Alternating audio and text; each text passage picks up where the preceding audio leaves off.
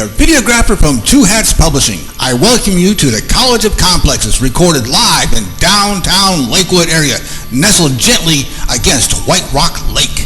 Downtown Lakewood is home to the restaurants with family values and family history to match.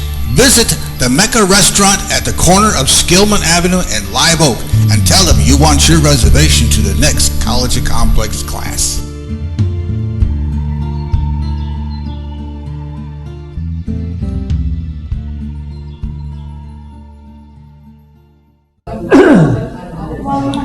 Well, welcome to the College of Complexes.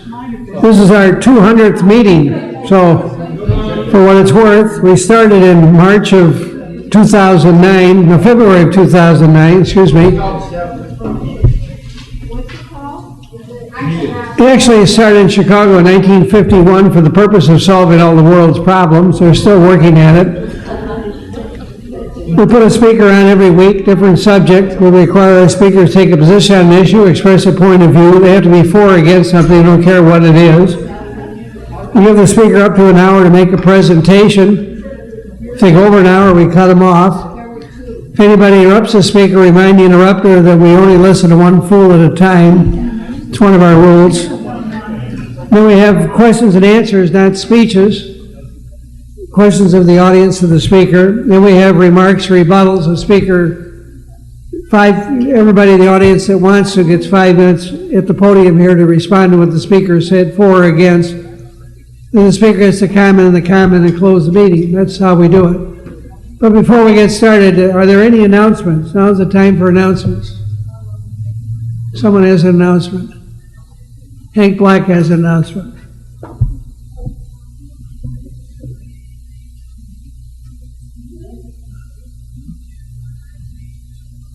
I'm just a messenger, don't kill me. October 12th, there's a march against Monsanto.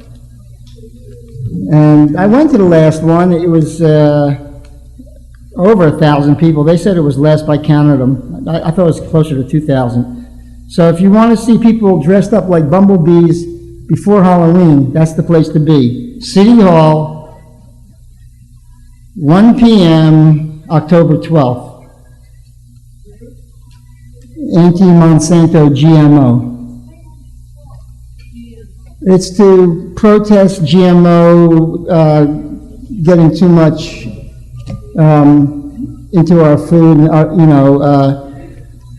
Most of you are familiar with the Proposition 37 in California, where they just said, well, at least let us label it, and that was defeated. So right after that, there was a worldwide campaign to challenge this, not even labeling, So there'll be a lot of people there. Anyway, October 12th is what, a Saturday? It was last time. Yeah, today's the 5th, right? And it's Saturday, yeah. So Saturday coming up, 1 p.m.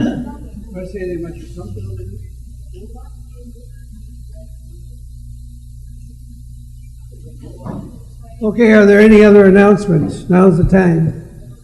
You have announcements? No? Well, I was just going to look and see if anybody is not on our email list. We've been forgetting sometimes to ask, but it looks like we mostly have regulars here this evening. Our friends who've gotten successfully relocated down from Arkansas, house sold and home purchased here, so we'll be able to see them again with some regularity. And looks like he recovered from his surgery a number of months back quite well. He's looking hardy, so welcome back to the gang tonight. Glad to have you. The other thing I would say is that, as always, we're very interested in meeting new speakers. We have some speakers who come back on a repeat basis who we do enjoy, but we always enjoy hearing a fresh perspective, even if it's on an old subject, from somebody new we haven't talked to. They always add something to it and makes us stop and think a little bit and sometimes learn something new. So if any of you have someone who you think would be a good speaker, we'll let us know. Tom or I would be more than happy to call them and work out their arrangements. I know one speaker, maybe it was the person we had last week, someone gave me their card and Tom got in touch with them and got that arranged.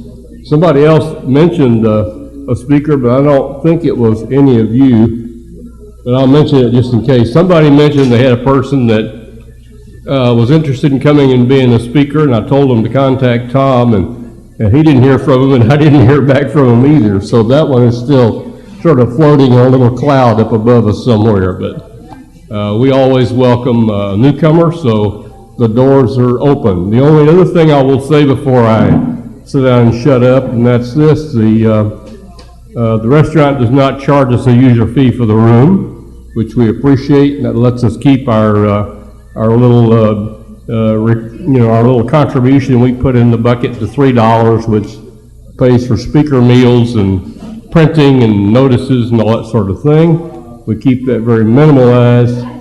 Please do be generous with the waiter. You know, like I came tonight not hungry. I ate lunch at 4:30 today, so I'm not sure whether I'll get to eat before I leave, but I'm going to leave a tip on the table as if I did, because they're bringing me drinks and taking good care of me, and I appreciate that. And we want those servers to leave happy.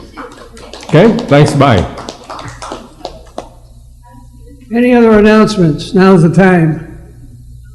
Okay, well, I'll announce next week we have Jim Gatewood. He's going to talk about was JFK assassination a mafia hit.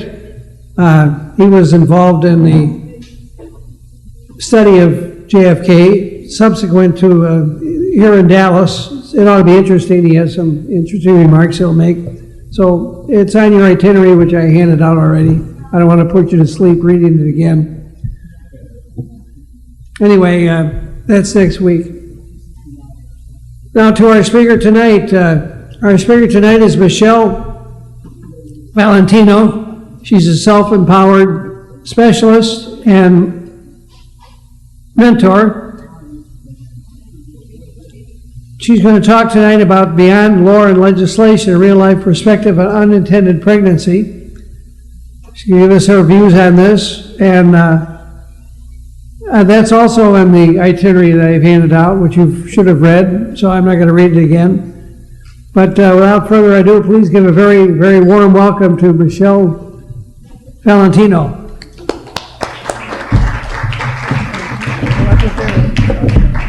Thank you very much. And I want to tell you, I want to start off by telling you that I'm really, really, really happy to be here tonight, because I was looking for just the right place to share all this work that I did, all this research and everything on the subject of the unwanted pregnancy.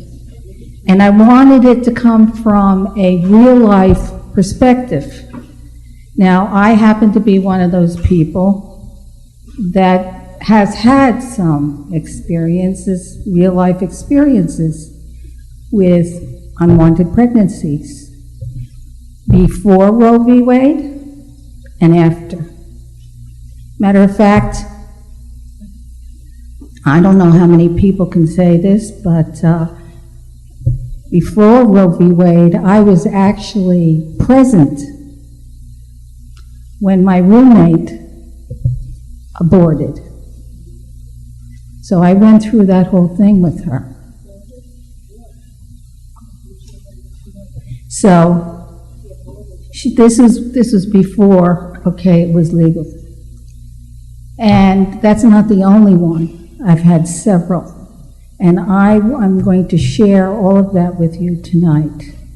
Now, in addition to that, because of my background and where I've been, I mean, my resume takes about 10 pages because of the diversity, okay, of my background. But with respect to what I'm going to be talking about tonight, I will say to you that at least here in Dallas, I got out of my North Dallas house and went down to all the poor people are. And I worked in the trenches. I worked in the Welfare to Work program. I was a volunteer with the Dallas Juvenile Detention Center. I was a presenter for the Greater Dallas Community Relations Commissions on developing better race relations. So, a lot of what I think and feel, okay, and it does influence what I'm going to be saying tonight. I want you to know where it comes from. So I'm like, it's a lot of people take a position on something. I met a lady not too long ago who was having a conversation with me about welfare. And she was saying, you know, they're all freeloaders and they're lazy. And so I asked her, I said, how many people on welfare do you know? How many poor people do you know that you have met that you can honestly tell me you know them? And so she looked at me and she said, no, I don't know any. And so I'm not one of those people. I don't like to get out and talk about anything or give speeches and anything unless I've been there to speak from whence I came. So that's kind of like what I'm going to do here tonight. I'm really not going to be left or right because that's not what this project was that I did. I got up on Mars, not left or right. And I looked down from Mars and looked at all around, all the different parts of the issue. And that's what I'm going to share with you tonight. And at the end, I'm going to propose some questions, some thought-provoking questions that I had. I am the world's original critical thinker. I think I came out of the womb asking questions. But I really would like your input. Because I think that thinking people, okay, when they use common sense, and they sit down and they discuss things about how to solve something. Not to condemn each other because we disagree, but what can we do about it? And so those are some of the questions I'm going to propose to you after I'm finished speaking. But for now, I would like to start with my real life experiences, starting with myself. Yes, I definitely was somebody that found myself with an unplanned pregnancy. I had 2 other children, 21 months apart, and then I got pregnant with my son, my 3rd one, and it was really one for the medical journals, okay? I defied science. But I got pregnant. The circumstances were such that I was happily married. I lived near my family. I had all this love and support around me. And it never occurred to me. It never even occurred to me, okay? And that was when Roe V Wade went into effect. That was the same time. I was raised in the Catholic Church, okay, but I am here to tell you that this critical thinker really used to pull their chains, and I was the type that never wanted anybody to tell me what to do. I wanted to think it through for myself and make up my own mind. And so I did. I had my son, and he was fantastic. Yeah, I can't imagine myself without him. But I can tell you this, that it wasn't easy. He was sick, okay? And I almost had a nervous breakdown. And if I didn't live near my family, okay, I don't know what would have happened. And I really can stand here and tell you that I really know what women go through. And I don't want to even begin to think what some of them do that are not married, that have other children, that are the sole support of the whole family. Emotionally, I was stressed out all the time. I didn't sit down for 5 years. I mean, there wasn't my children are wonderful, but there wasn't a quiet one in the group. And I was a stay-at-home mom, and I was very blessed, okay? I didn't have to go to work. And that's another thing, okay, that I consider, okay, when I think about other people. And so I can appreciate, okay, what women go through, especially today. 61% of the terminations of pregnancy are women that have at least one child. 61%. The highest of all the groups. They don't like to come out and talk about it, though. And when you interview them, I talked to some of them, and it was really because of protecting the other kids. That's really what their motivation was. I can really relate to that. Because in my situation, the only thing that bothered me, okay, was that having the third child so close, I wasn't able to be the kind of mother I would have liked to have been, because I didn't have the time. And I was stressed out, believe me. So I made up for it, okay, when they got older, okay? And it got a little bit easier, I made up for it. My kids send me cards all the time. They tell me I'm the best mother in the whole world. And it's serious business.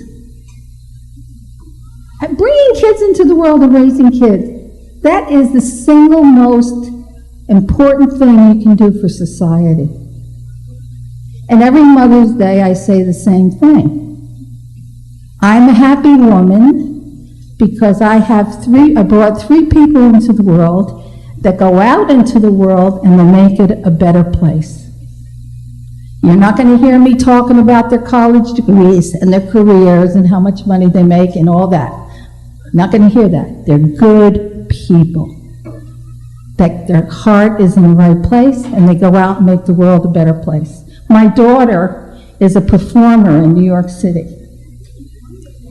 And she gets letters all the time from women because she's inspiring them and changing their lives. And you know what that's like for me to hear that? I mean, that's incredible.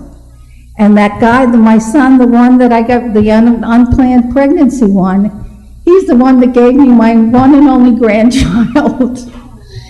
So I'm a grandmother too, and I see what the younger generation has to go through to raise these kids. Diapers don't grow on trees. It's money. It takes a lot of money. Do you know what daycare goes for? $800 to $1,000 a month. So if I'm going to, this is what I'm saying to you, I want to be someone that's not going to impose my view onto somebody else. You know why? I'm going to tell you just what I told the priest when he was trying to talk to me about the birth control stuff. I said, hold it, Father. I said, the day that the Vatican picks up the bill for my groceries and tuition for my kids to go to college is the day that they can tell me how many kids to have. And that's how I feel about myself in relationship to other people. You can be pro all you want, but are you going to put up the money to help them? And I asked I interviewed the leader of the pro-life movement in Dallas. I asked her that question. And I said, let me ask you something. I said, would you be willing to pay a little bit more in taxes and help subsidize these women to help them keep their babies so that they don't have to terminate? Oh, no. They're on their own. They're on their own. They made their bed. Now they got to sleep in it. Okay, part of my presentation tonight is very interesting, and you're all critical thinkers, so I think you're going to like it. It's something that George Lakoff did. I'm a fan of his, by the way. I don't know if you know him. But he's a progressive cognitive science guy, professor. And what he did was he analyzed what the differences are and how a conservative and a progressive thinks. And let me tell you what, he is right on the money, and I'm going to share that with you, okay? Plus, they've done some studies on the neurobiological makeups of conservatives and progressives, which support what George came up with. And I'm going to share that with you tonight because it sheds a lot of light on why we're so divided. And I don't know about you, but right now, I've had about all I can take of extremism. It's hurting our country. And one of the things that really bothers me the most about the pro-life movement and the way they go about it is that they know that the majority of the American people are not critical thinkers. They know that, okay? They know that, and they really exploit that for political purposes. And that really bothers somebody like me, because I go out in the community and I work with teenagers and young people to do the opposite. Self-empowerment, how to think through things, ask questions, do research, make up your mind, think about it. Don't get your opinion from the 6 o'clock news. So that really bothers me because what that's doing, that is really behind. Abortion is the glue that holds the Republican Party together. They get people to go to the polls in droves and vote against their own best interests and the interests of their family by using that issue. They're afraid, okay, they won't go to heaven. They're afraid that they won't get eternal salvation if they don't vote this way. So I'm going to attack all of that. I'm going to be approaching all that in my speech tonight. But the first thing I want to do is I want to deal with what life was like before Roe v. Wade. And there was 3 situations that I personally dealt with. First of all, 1.2 million abortions took place before Roe v. Wade. 23% of all hospital admissions were from complications due to these back alley abortions. My aunt is 97 years old, and she's a registered nurse. So she was one of the people I interviewed on my project. And I asked her about it. And so she says, oh, no. No abortion, no abortion. But in her mind, what she was thinking of is this self-induced abortion. So I pursued it with her, and then I finally got out of her that that's what she was referring to. And I asked her, I said, well, what was it like? She said, in all the years that I was a nurse, that was the worst. She said, a lot of them used coat hangers and things like that. And she said, you know, all these pictures that you see, you know, of these aborted fetuses that the pro-life movement uses, they never show you, okay, the pictures from self-induced abortion. They're equally grotesque, but, you know, it's all about the differences. So I wanted to talk to you about 2 cousins of mine. This was actually I was young, I was a teenager, but I remember it. 2 cousins of mine. One of them was about 17 years old, and she got pregnant. And so I come from a nice, warm, loving Italian family. And the first thing they do is they call up the priest. Okay? So the priest comes over. And she begged all of them to let her keep the baby. She says, I'll do anything I have to do. I'll get 2 jobs. I'll do whatever I have to do, but I want to keep this baby. No. They sent her to a home in Brooklyn, and she had to give the baby up for adoption. And what was behind it was this old Italian idea of disgrace. A child that gets pregnant, out of marriage, that's a disgrace. And it was the social stigma, okay, that made these parents do that. Now, don't let anybody tell you that adoption always has a happy ending. Because in her case, there wasn't. Now, there's a lot of them that are, but in this particular case, it wasn't. She went on to get married, and as it just happened, that she could never, ever have children. And this was somebody that loved children. She really, really did. And so I talked to her when I was doing this project. I called her up and I talked to her about it. And she tracked down this boy, okay, many years later, after he had, really grown up. And he was a mess. He was on drugs, all kinds of stuff. Not a good adopted family, okay? And it didn't work out. My other cousin, I'm doing this for a reason because I want to show you that it's not all one color. The other cousin got pregnant, and the parents were different.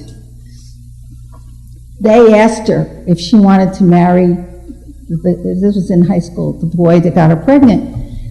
And so they talked it over, and yeah, they did. So what the parents did was they got a loan on the house, and they set up an apartment for them in the basement of their house. And they let them get started, with this child. And so the third one, okay, is the one I told you about. I was in New York, and I was in musical theater school, and my roommate and I were pursuing a career in theater.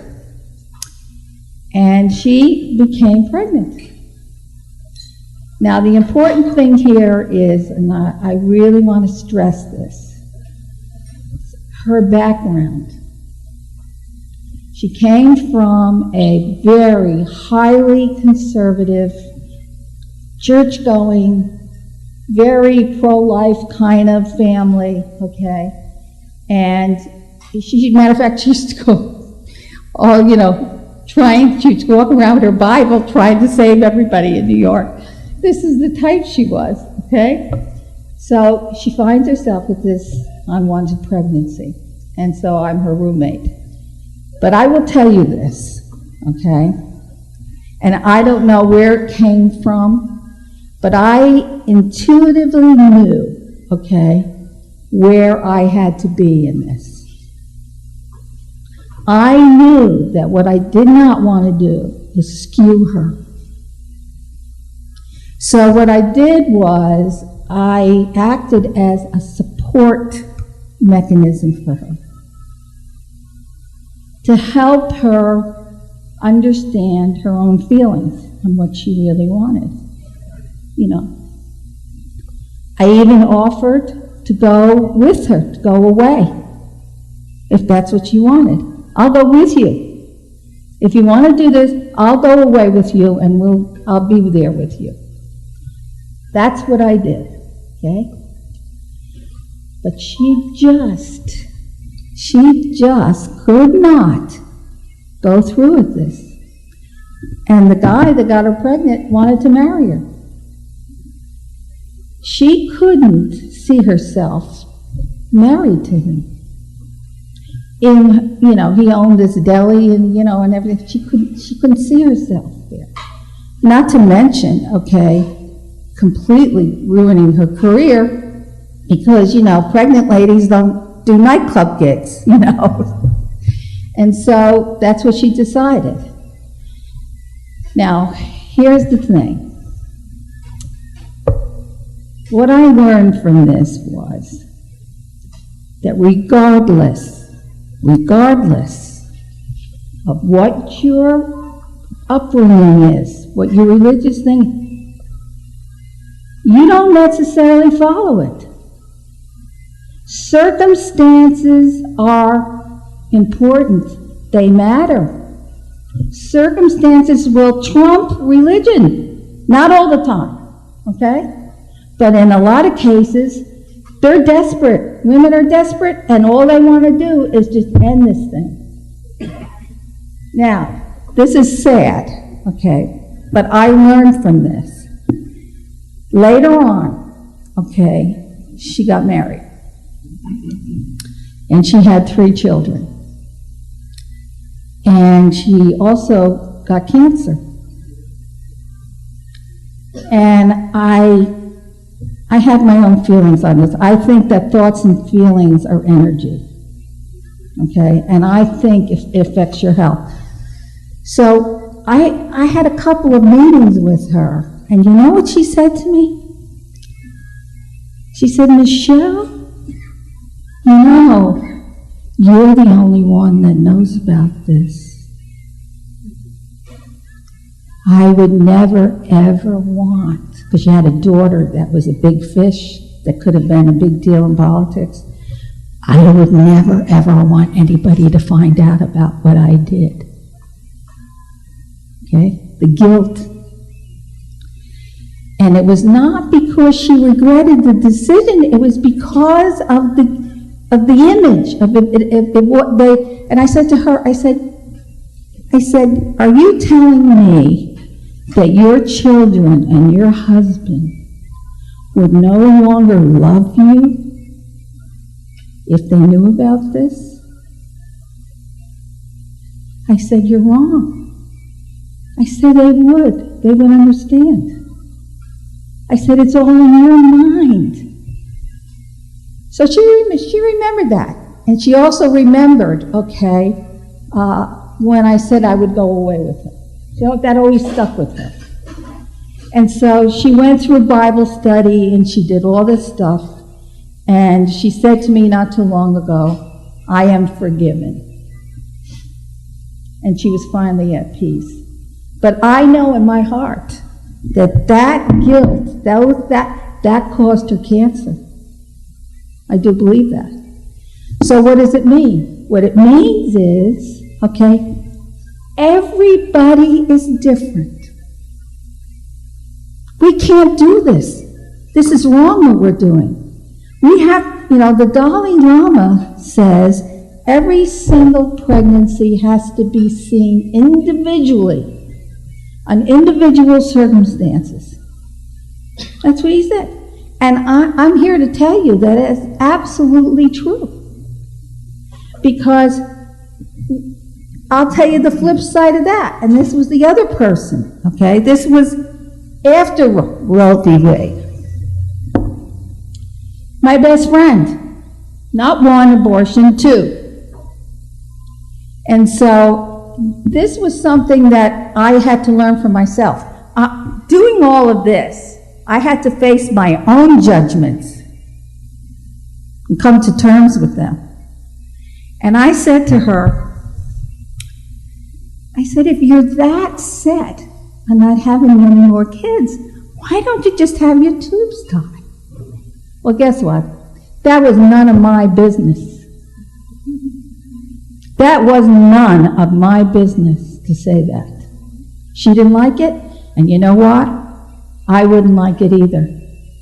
But the important thing I want to stress to you now is, and I got to do this with you now, because this is something that, the only way I could really describe it to you is to do this. Okay.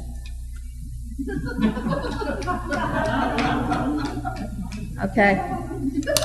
Now, the color of the lens, okay, is what dictates how you're going to see something. So you see what I'm saying? Now I'm going to look through this, and everything looks green. And I'm going to argue you and you. No, it's green. Okay, so you get the pro-life, they have the green lens, and then you get the other ones. Okay, and then you have the other side that has the blue lens. So sure, they're both going to say, oh no, you're crazy. I'm saying blue and saying green, okay? Now in her case, what I got was the whole moral diversity, the religious diversity in this country. And so I went after that sucker. I really did. I spent a lot of research on that. And it was fascinating to me as someone that likes to expand my knowledge on something. I found out things I never knew. Now this girl, okay, that had these two of my best friends, she had no problem. It was the best thing ever happened to her. No problems. Different than the other one. Why? The glasses. Okay? She was Reformed Judaism. Okay? And guess what? It's okay. Up until you feel like it's okay. So she's okay with it. Now the question is, this has to do with my perspective, okay, on how I feel about others. What right, I call it the four corners of freedom. What right do I have, okay, I'm not really Catholic anymore, I'm a spiritual progressive, but what right do I have to tell her not to listen to a rabbi? I don't. Absolutely not. And you know something? I think they got it all wrong. I think that because the pro-life forces are so entrenched in one narrow dogma, religious dogma on this, I think it's a First Amendment issue, not just a Fourth Amendment. I think it's both. And so I also went and I did some interviews. Catholic nun. Oh, this was a good one. This was really a good one. You're going to like this. She votes Democrat. She's also fiercely pro-life. Okay? I says, well, explain this to me. I want to know exactly where you're coming from. She said, well, the Democratic platform is more in sync with the Gospels. I said, well, what about the pro-life stuff? They're not, they believe in abortion, the Democrats.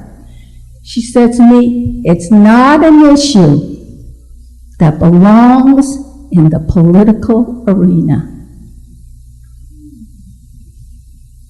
She said, if I'm going to vote politically on something, that means my tax dollars, the government and programs and things like that. And she said, I feel that they have the programs, okay, and the budgets, okay, to create what is needed, okay, to help stop the abortion. She said, it's constructive for me. And she said, the most powerful thing was the gospel part, that the Democratic platform believes in helping the poor. It's just that simple. And this is where, and all the nuns in the convent, every one of them vote Democrat for that very reason. And I said, well, can you tell me which Gospels you're talking about? And so I wrote them down. Okay. The biggest one was Matthew chapter 25. That what you do for the least of these, my brethren and sisters, you do to me. Right? Next one. If anyone has material possessions and sees his brother in need, but has no pity on him, how can the love of God be in him? Dear children, let us not love with just words or tongue, but with action and in truth. And then, of course, she gave me a million other ones, but those were her key ones. And so that's something I didn't know. Of course, we had the nuns on the bus. And so I said to her, well, what would you say to Republicans? She said, if you're going to be pro-life, you need to be pro-all life. Life doesn't begin at conception and end at birth. She said, what are you going to do when the children are born? What are you going to do about those that are living? And I says, well, what do you mean? She says, they need to put their money where their mouth is. And I said, I got it. So she was, and then when you looked, and at that time, that's when the Ryan budget was coming out. And all these programs were being slashed. Okay, all this funding was being taken away from prenatal care, postnatal care, health care, all the things that have to do with life. The life of the babies that the mothers want to be born. This is important, and this is what her perspective was. And then I talked to, I read about this, but this is important because this is someone that had gone through this that was a Republican, okay? And then she says, she says, after a couple of pregnancy tests, the doctor confirmed that my mother had been right. I remember immediately thinking, I'm not doing this. I was absolutely sure. That was weird because I had actually been quite anti-abortion before. You see what I'm saying to you? You can't do polls here. You can't ask somebody if they're pro-life or pro-choice. You're not going to get the right answer. You only ask those questions when they have an unwanted pregnancy. Then you're going to get the right answer. Circumstances matter. I knew one woman who had had an abortion, and I had been quite disapproving. As soon as I knew that I was pregnant, though, my only thought was that this had to be over as soon as possible. So you see how silly all this is? Do you see why I came here to give you this real-life perspective? It's common sense. This extremism has got to go. It really does. And, the state of Texas is in a mess. Really and truly, this extremism and this extreme ideology is hurting women. Not even with the abortion stuff, just on health care. Do you know how many clinics they had to close? Do you know in rural Texas, there are none? Planned Parenthood had to close down 4 of them, and they were all in small towns. And the reason why I know something of this is because my sons are Aggies, they're Texas A&M Aggies. And I went down to a game, and I happened to overhear this. This girl, had to drive 3 hours to get her pap smears and her health care workup because they closed the clinic in Bryan, Texas. But Texas is a pro-life state. with the highest number of people without health care. 49th, okay, 49th, okay, in poverty. Highest teen pregnancy in the nation. So what is taking care of poor women? Where is that? That's pro-life. It's Christianity. It's applied Christianity. Hello? But the Republican Party in Texas has been controlled since 1992 by very, very extreme, fringe, right-wing thinkers that, amongst other things, by the way, talk about teen pregnancy, no sex education other than abstinence. Okay? This is how they deal with it. Hello? What is in the brain here? You want to stop abortion. Well, what stops abortion is not to get pregnant. What stops you from getting pregnant? Birth control! So I'm going to shut down Planned Parenthood and get rid of all the clinics that do that. It's a mess, folks. They're laughing at us. The other states are really laughing at us down here, okay? But guess what? They have their Tea Party. They're well-funded, okay? They really are. And they are controlling because they're in these gerrymandered districts and they're safe. Something major has to happen. I think it's Wendy Davis. Well, anyway. All right, I just wanted to share a little bit about moral diversity, what I found out, and then I'm going to go into George Lakoff's thing on how each of us think. This is fascinating. Okay.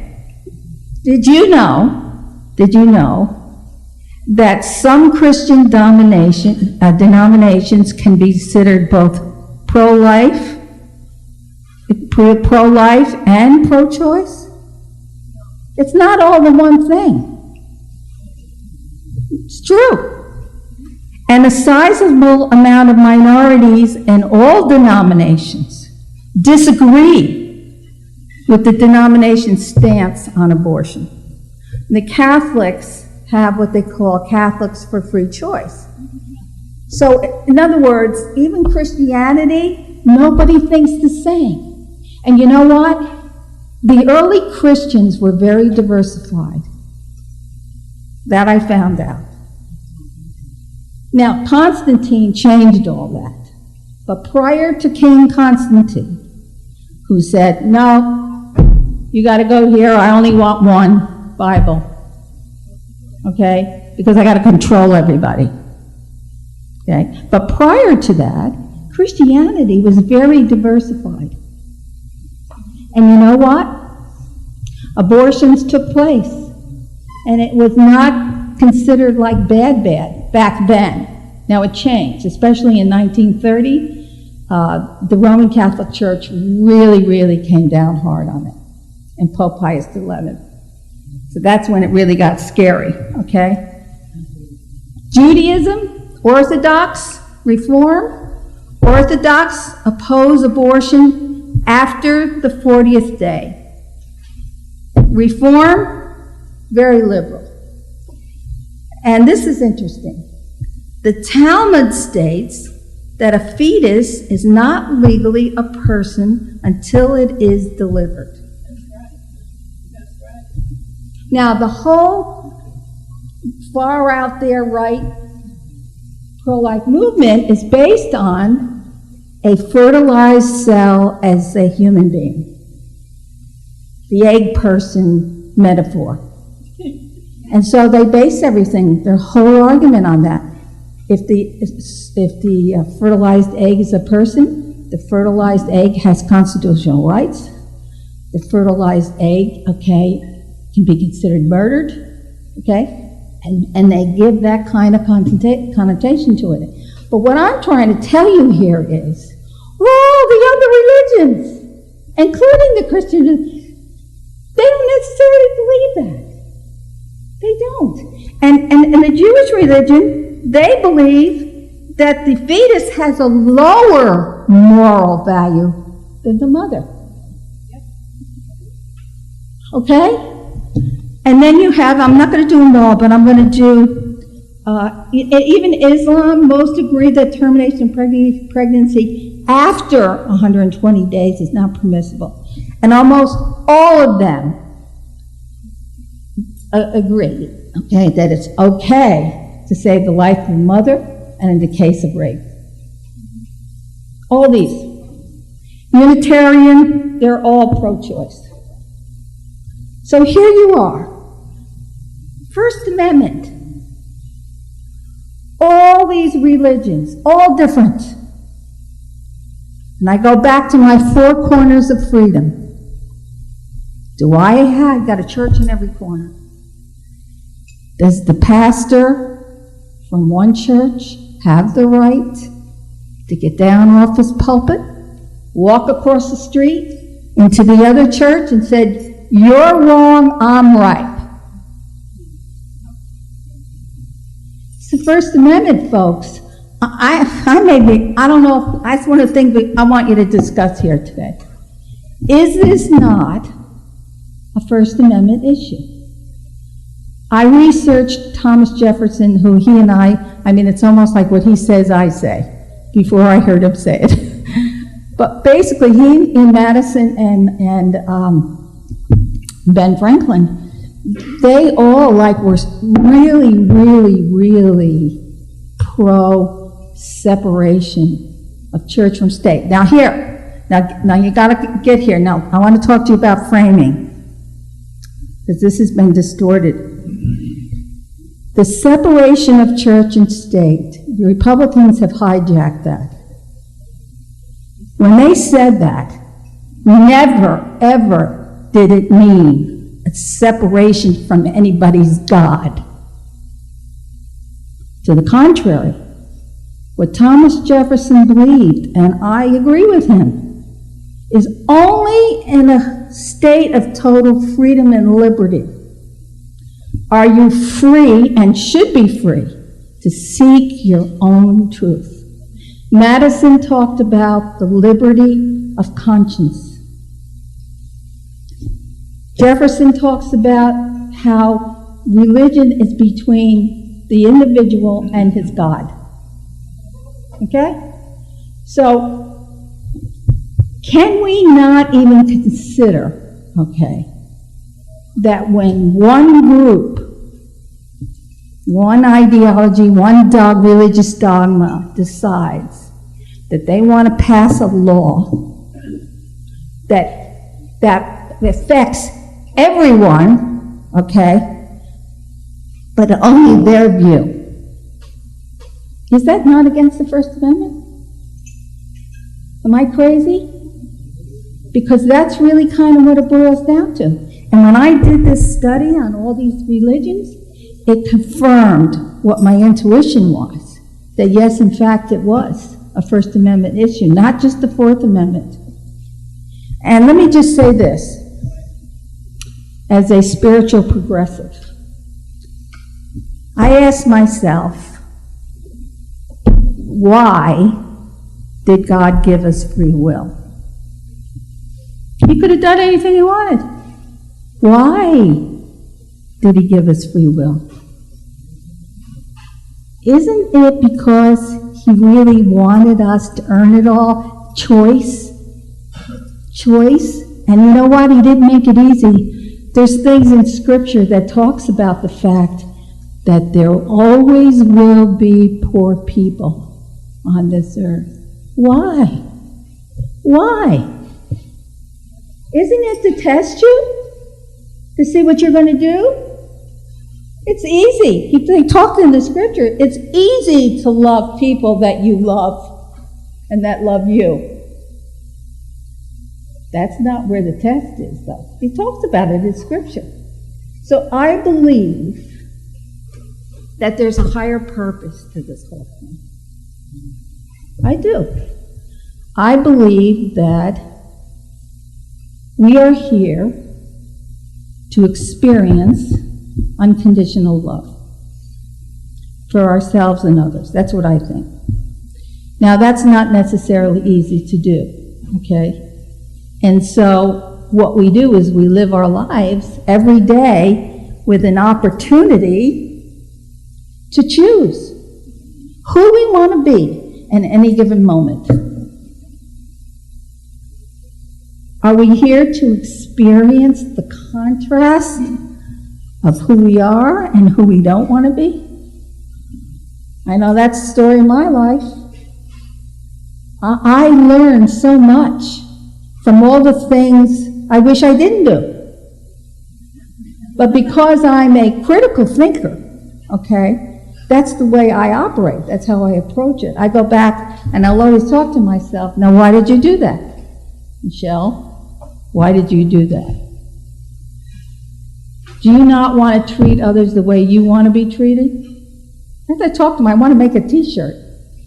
Help me to treat you the way I want to be treated, so you can hold me accountable. But that's how I look at it. It took me a long time. And so when I had that unwanted pregnancy back then, I didn't think the way I do now. I would have still had it. But why I did would have been very different. Because I'm in a different space.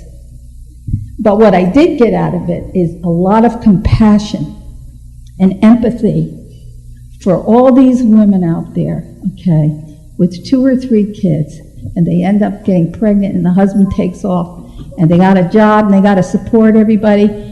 Like I said to you, diapers don't grow on trees. Put your money where your mouth is.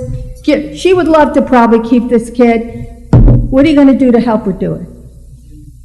If you can't come up with a program that's going to help, you can't criticize. So now we're going to go to George Lakoff. You're going to like this. Okay, this is what George says. He says that the difference between the mind and the worldview of a Republican versus the Democrat is based on the metaphor that the nation is a family, the founding fathers, okay? And that these models, these worldview models, are very different.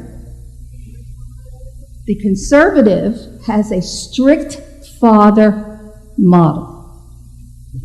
The progressive has a nurturing parent model. I am definitely the nurturing parent one. I read this whole thing, definitely. However, there are times when I raised my children that I was, the strict family model. So it's not all black and white. You kind of like each side uses a little bit of the other, okay? But let me just tell you, because it has to do with how they are about women, their attitude about women. This is where it comes from, okay? The man is the absolute moral authority in the family. This is the strict father model. The father is the moral authority who knows right from wrong. Okay? His job is to support and protect the family, set overall policy, set strict rules for behavior of the children, teach right from wrong, and enforce the rules. Now here's what the strict father model says about the mother. The mother has the day-to-day responsibility for the care of the home, caring for children, and upholding the father's authority. Okay? So there are certain denominations in this country, and I will not mention them, of this strict father model, where women are forbidden to question the husband.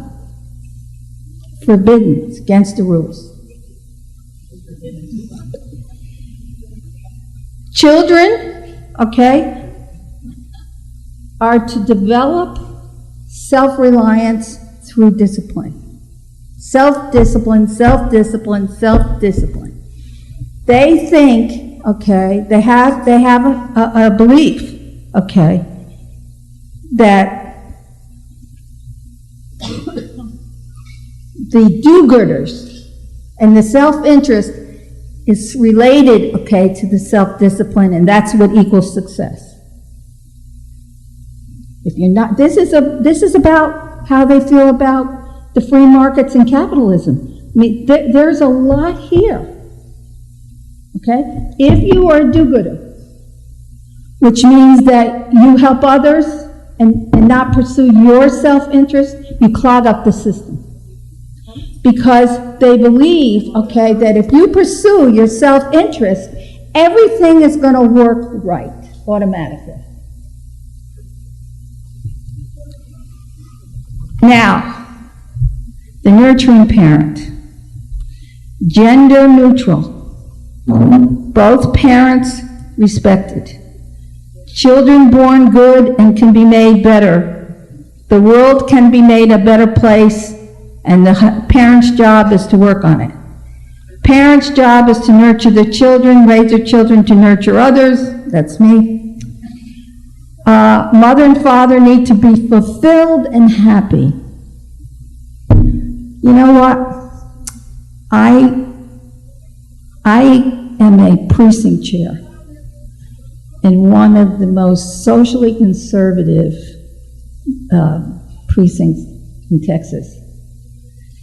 And I really get along very, very well because I do what I do in this thing. I'm willing to look at and change shoes, to put the different glasses on and have these conversations with them.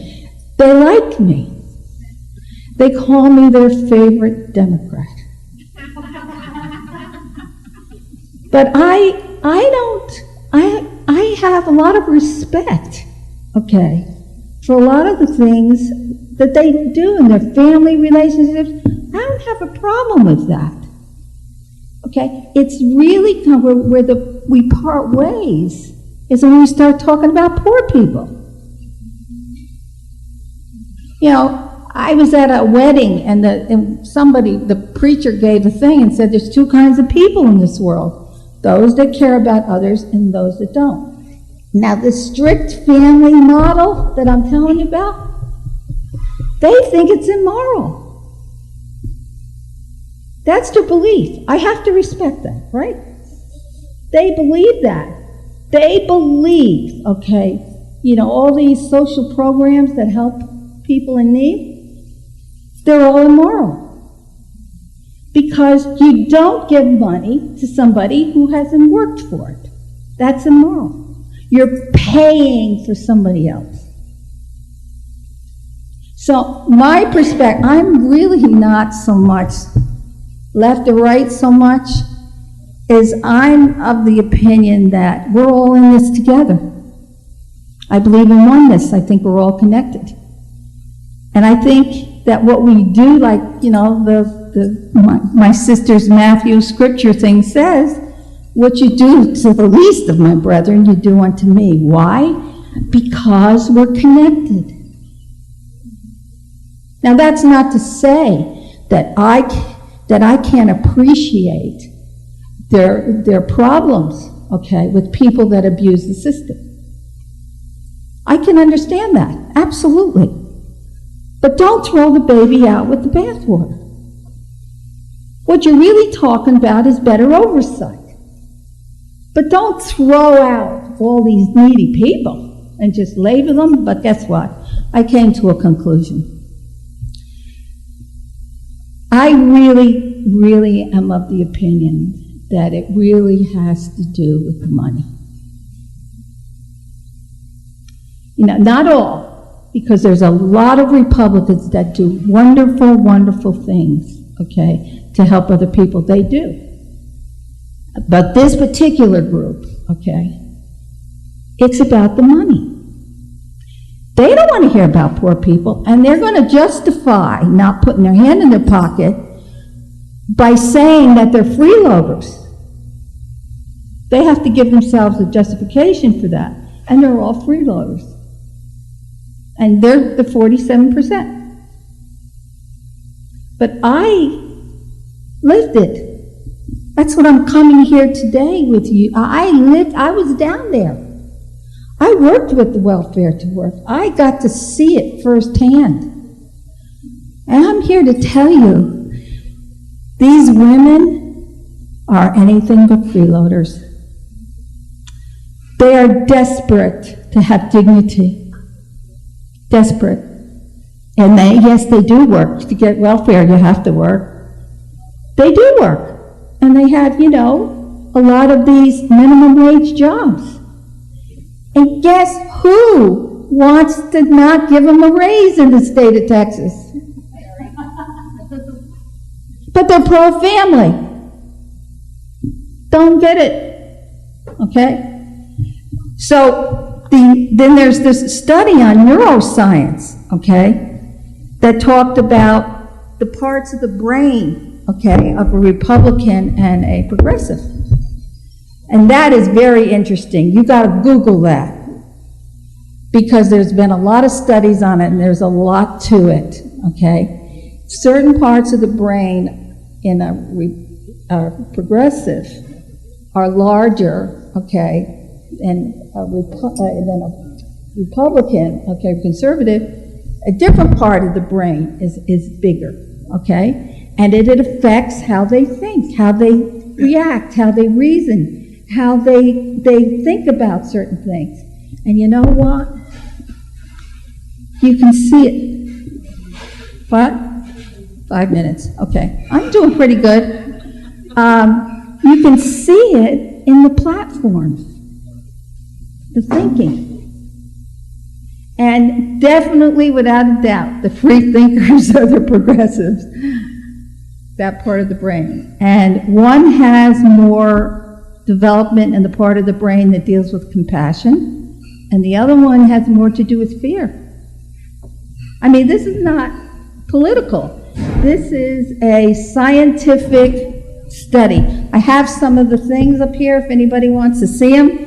I think it's worth reading. I think it's not cut and dry. I think that sometimes we switch. But it's an indicator, and it pretty much agrees what George says. So now I want to talk to you about extremism. And I want to end with that and give you some questions. Well, I'm going to just go to the questions and not deal with that.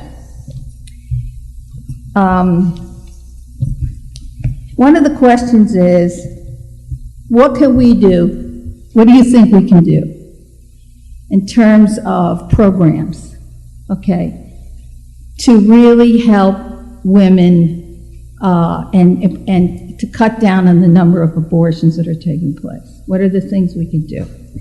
The second thing is, okay, do you really think that this is a First Amendment issue? The freedom to make up your own mind and live to your own conscience? I want to share with you before my minutes are up. I want to take 3 examples real quick, because I want you to use this when you help me, okay, with my questions. Romania abortion has been illegal since 1967.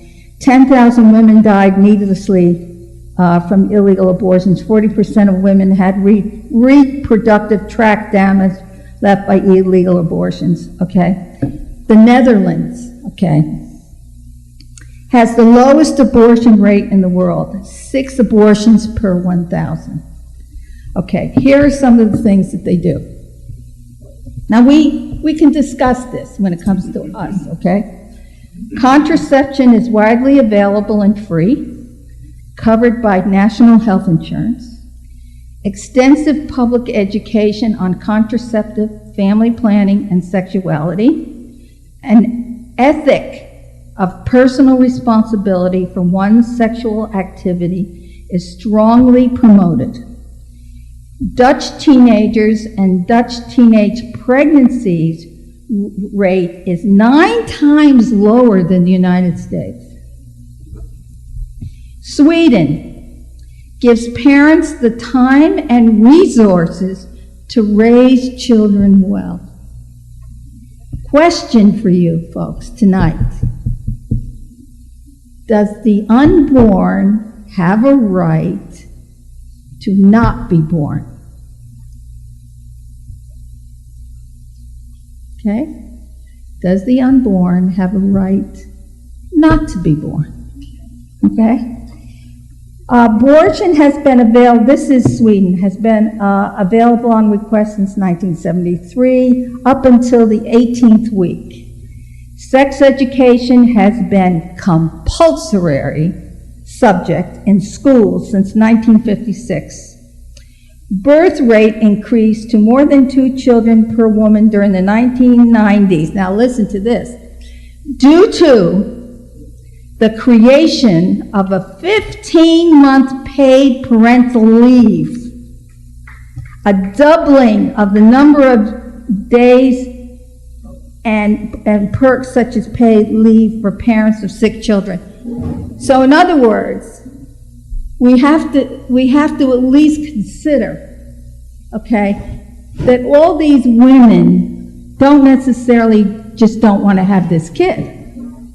If situations were different, if they had an economic support system to help them, would they have the baby? And this is why I am taking the position, okay, myself personally, me, because I've done it already, to be pro all life. Okay, that means that I chose to have my son. The circumstances, okay? One more mouth, I could handle it, okay? But compassion, okay, for others. And pro-life, that means pro-life includes those already born, hello. That's it. I wish, when I talked to this lady, the head of the pro-life movement in Dallas, I said, you know what, I'm listening to you. You're so passionate. You believe in this. There's so much caring for the unborn. I said, I just wish that same concern and passion could be applied after they're born. I said, but you don't want to spend the money. I said, but that's not pro-life. Okay. Am I done? All right. Yes.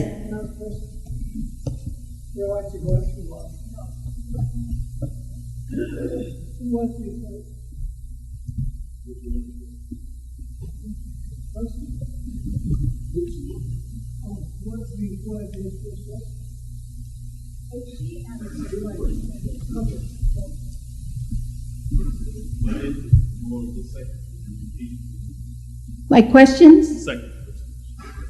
Is it a First Amendment situation issue?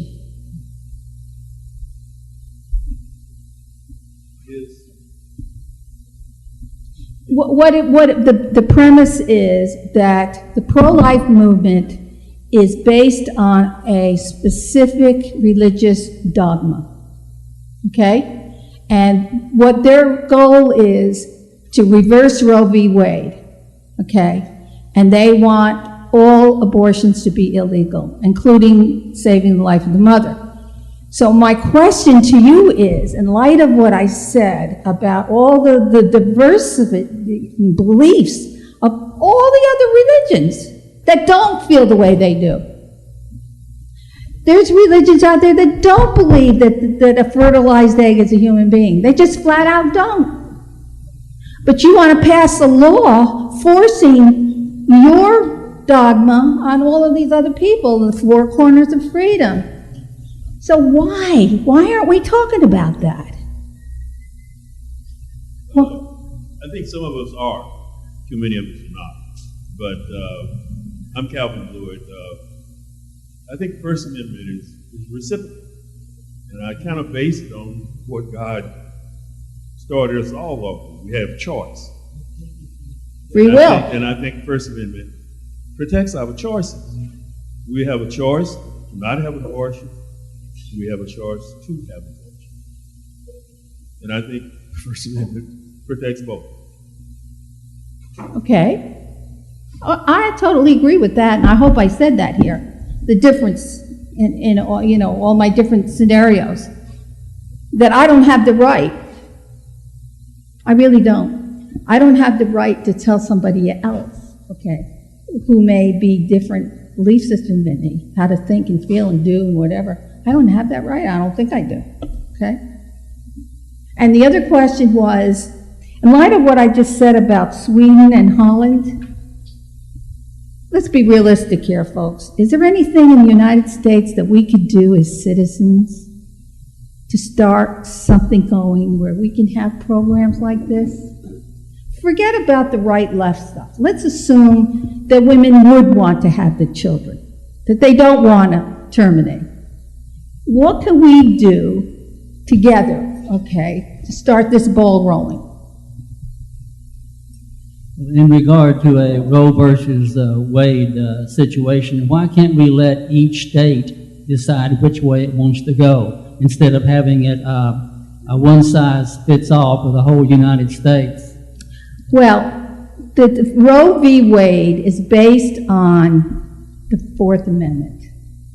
And the only thing that they allowed the states to do is to decide, okay, on the restrictions and all that stuff, but it never took away the woman has a right to it, okay? And that's what has happened now in the state of Texas, is that they decided that they're going to stop abortions, okay, by taking all the money away from Planned Parenthood, which, by the way, only 3% of what they do has to do with abortion, and it's not government funded, okay?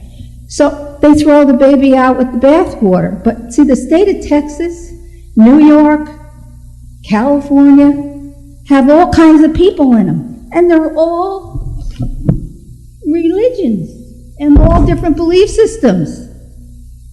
And I want to kind of like touch a little bit. I did a lot of research on what it was like in the 19th century when they made it illegal and what happened.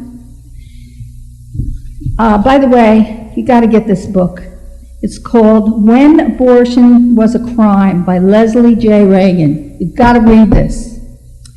This is what happened in the 19th century. Abortions were not illegal, prior to. They were doing it with midwives and stuff like that.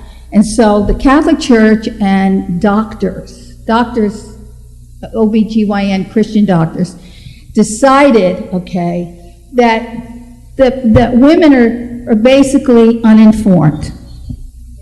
And it's our job, it's our moral responsibility to inform them that it's not okay in the early stages of pregnancy to have an abortion. So they went on this campaign.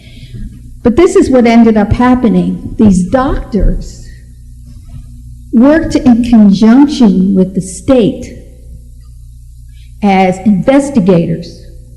They were like, the local police or whatever, the FBI. And what they did was they reported to the government these women that they thought had abortions so they could put them in jail.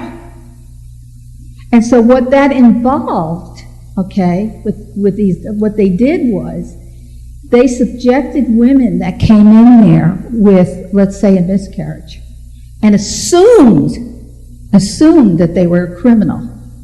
And so they were subjected to a lot of tests and internal, lot of things that they were done, and it was basically it was the strict father model, only in medicine. And it was an attitude, okay, basically towards women, that they were the moral authority. And they actually talked like preachers, as if they were giving sermons, okay, in church on Sunday.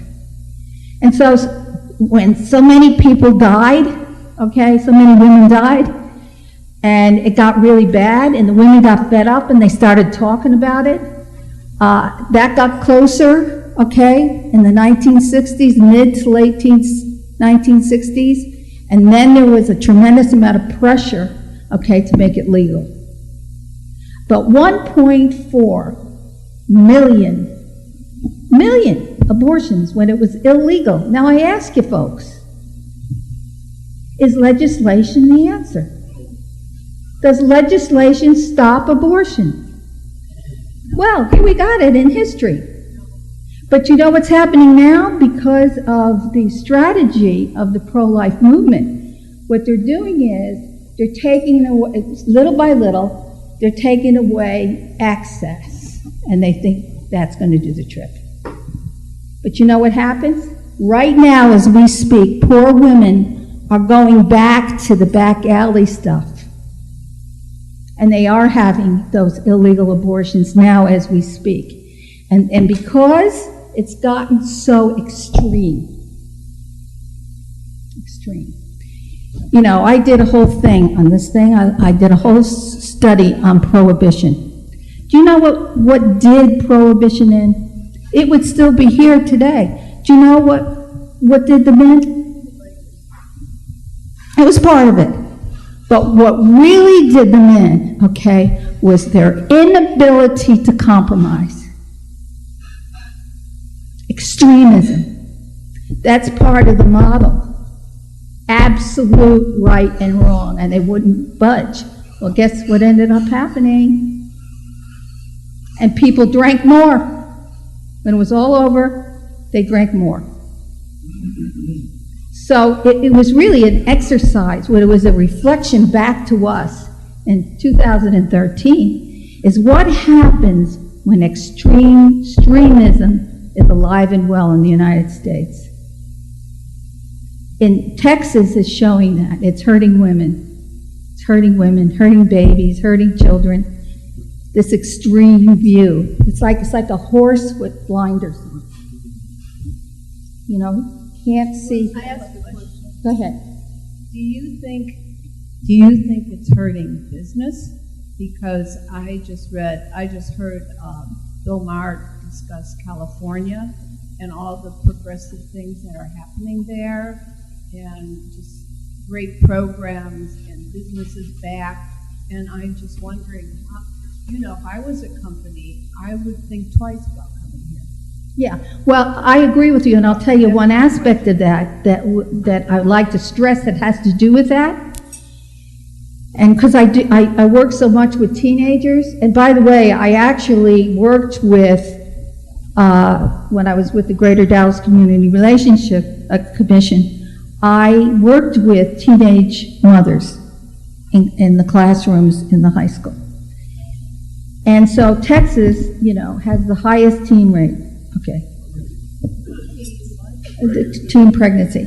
So how does this affect Texas's ability to create a society from a business standpoint where we're educating our children, they're getting skills, okay, they're going out and they're becoming something, and that's what I did in the self-empowerment stuff. Is I thank God every day. He really did put me on this earth to do that. And for some reason, I resonated. And I really helped them to really change the way they felt about themselves. They couldn't visualize themselves being successful. They assumed, okay, that they just never would be because they didn't have a lot of money and all that stuff. Yes. Michelle, first I want to thank you for, speaking on this topic. I, like my good friend here, was part of the unruly mob in Austin. Woo! And I'm excited to be here on the heels of Wendy Davis's announcement. I was there the night that she announced.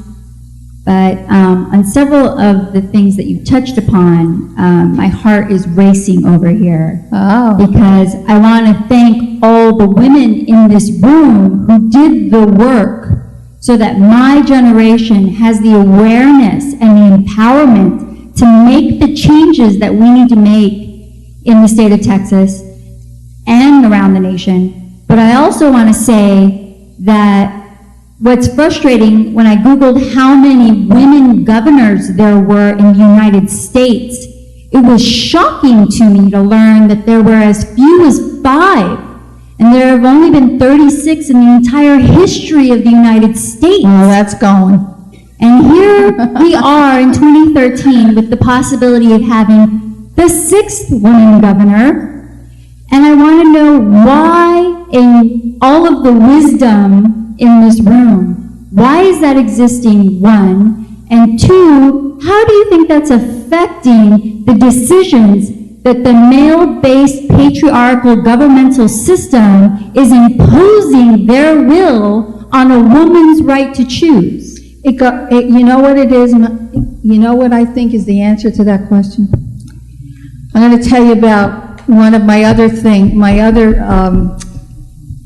real-life circumstances. And Michelle, real quick, I wanted to ask before I go, I wanted to say too, I wish a man would try to tell me what I can and cannot do with my body. Because they tried to tell 10,000 of us in Austin, and they're about to get the fury they never knew they had. That reminds me, I want to tell you a little something about Jody Laubenberg, who introduced HB2.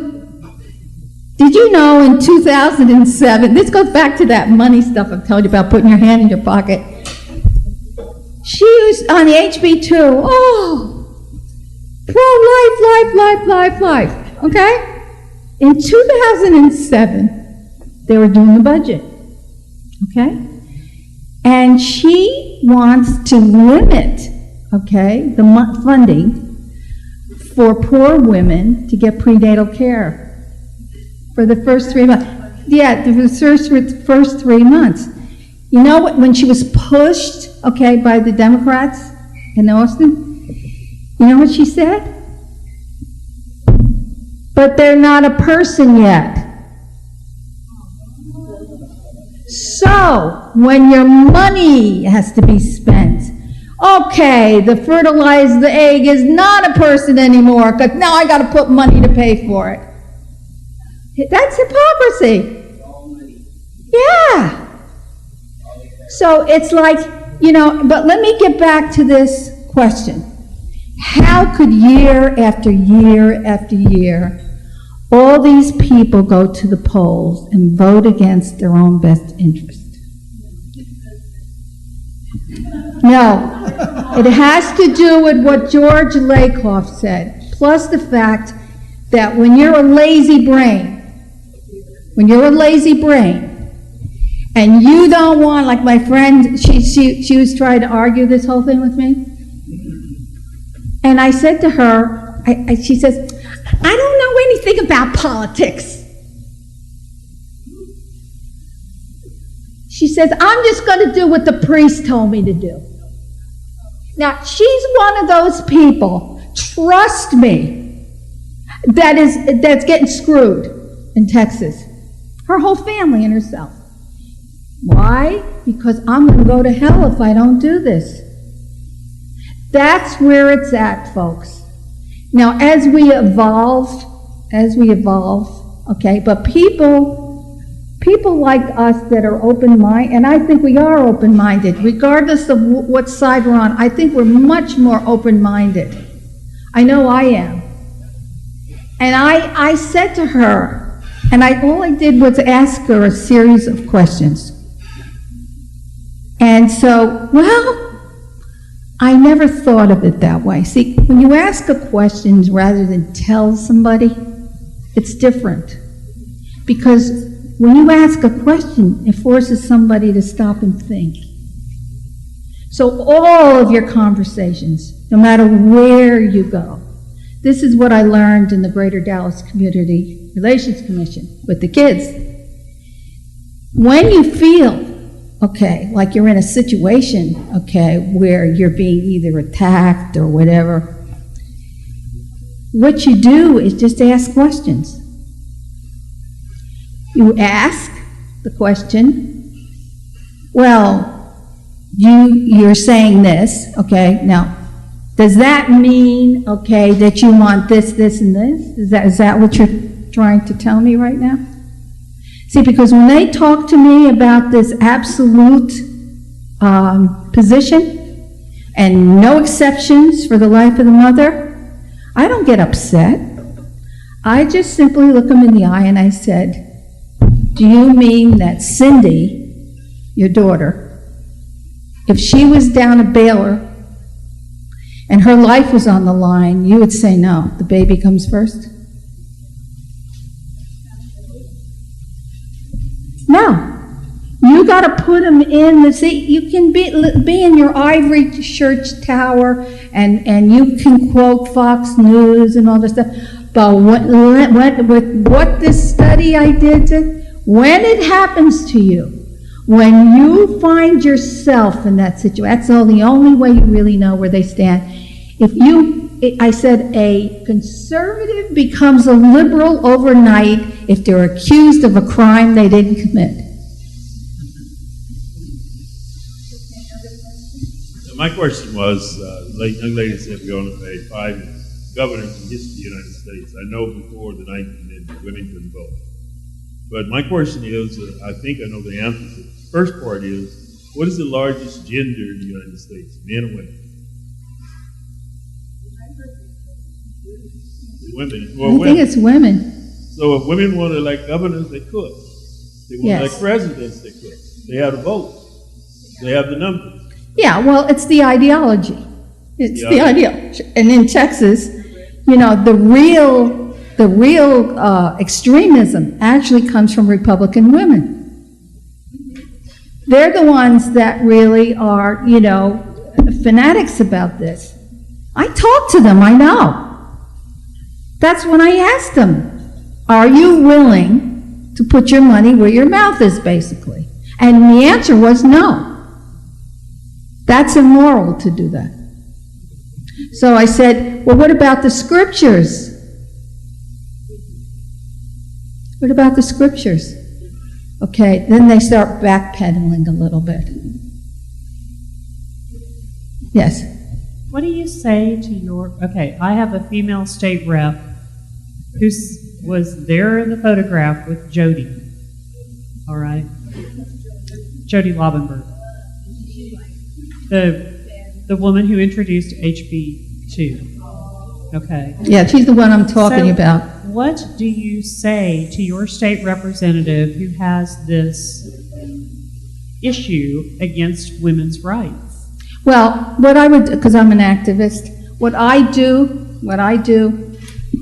of course I write my own letters, but what I do is I actively go out and get a group of young girls, young women, and I do it as a group. And if any of them belong to societies or organizations and stuff like that, you send a message, you know, with a larger voice to it, attached to it, okay? But they're reaching a point, I think, here in Texas, where it's really, women are going to really start dying a lot, and they're not going to be, just like they did in the 19th century, it can't go anywhere. It's like anything that doesn't exist for the good of the whole. When I say whole, I mean everybody, okay? It can't be sustained. Just like the prohibition could not be sustained. Extremism, that's what it was really about, was extremism. And they started off okay. They started off moderate. But then the fanatics got a hold of it. Google what George Washington Thomas Jefferson, Madison Adams. Google what they said about fanaticism. This country was based on the opposite. It was based on reason. They were enlightened thinkers, okay? And most of them were deitists, okay? But they loved the diversity. Thomas Jefferson loved it. He loved it. He used to go to all the churches and donate money to all the churches. He loved it. But guess what? When Patrick Henry in Virginia wanted to make the Anglican Church the state religion, he went after him like, whoa. And he put it on his tombstone, you know, the law that for religious freedom. That's how much Thomas Jefferson thought of it. He designed his own tombstone. And the Declaration of Independence on there, and the freedom of religion of Virginia. That's how much he thought of it. So it's interesting, the man who's quoted as saying, give me liberty or give me death, Right, to impose a state religion. Exactly. He wanted to do the English King George's version.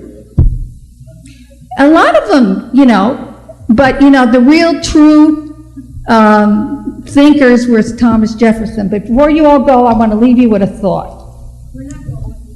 Okay. Okay, but before you walk out the door, I want to share with you something that has to do with excessive party spirit. Okay.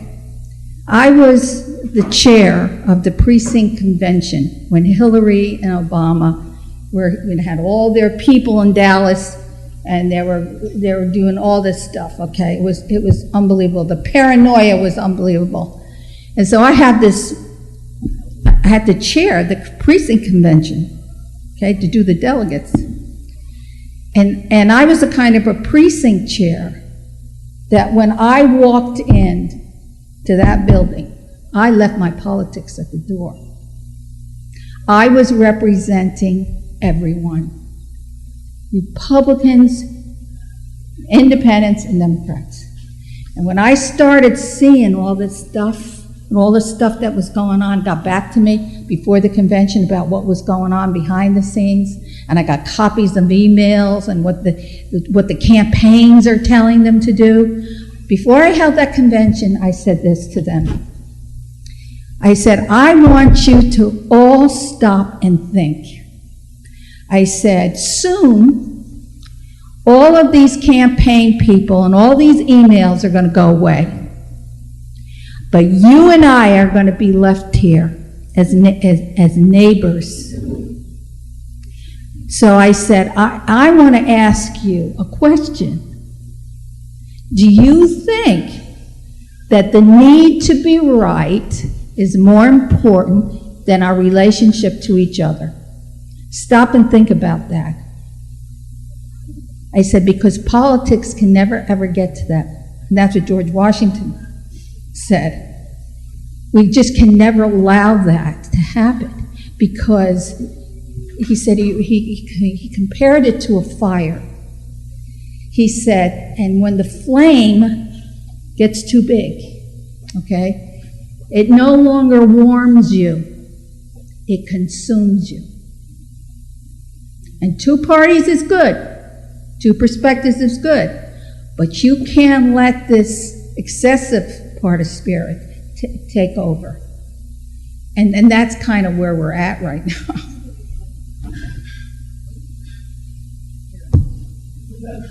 We done? Yeah.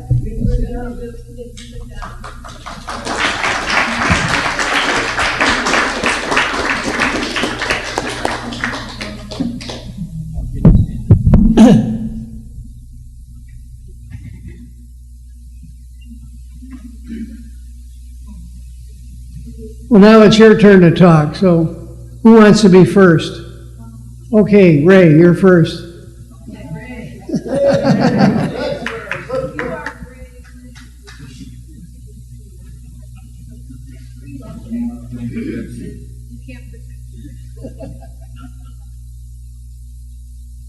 Please put away all sharp objects.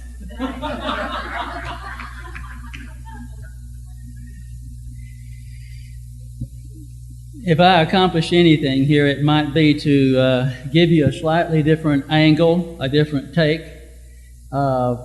Michele did not hit me personally, and I'm not going to hit her personally.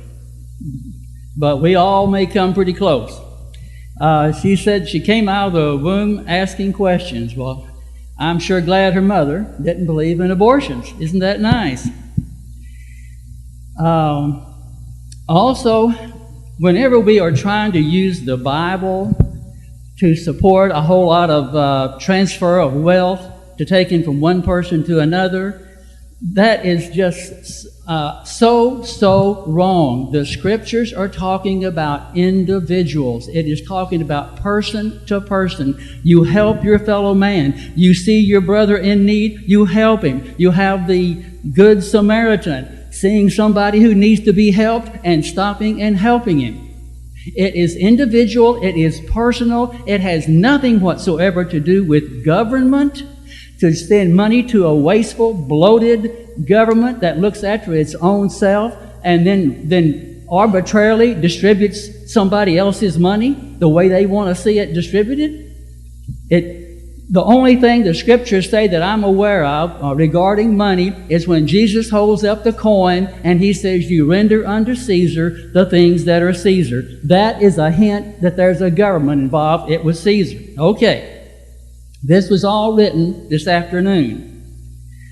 Now, I do want to know, you to know, that I would want the best of health care and the best of care for anybody, whether they are sick and infirm, whether they're 103, whether they're a teenage girl who is pregnant, or anybody. There's just no reservation. I would want the very best for them.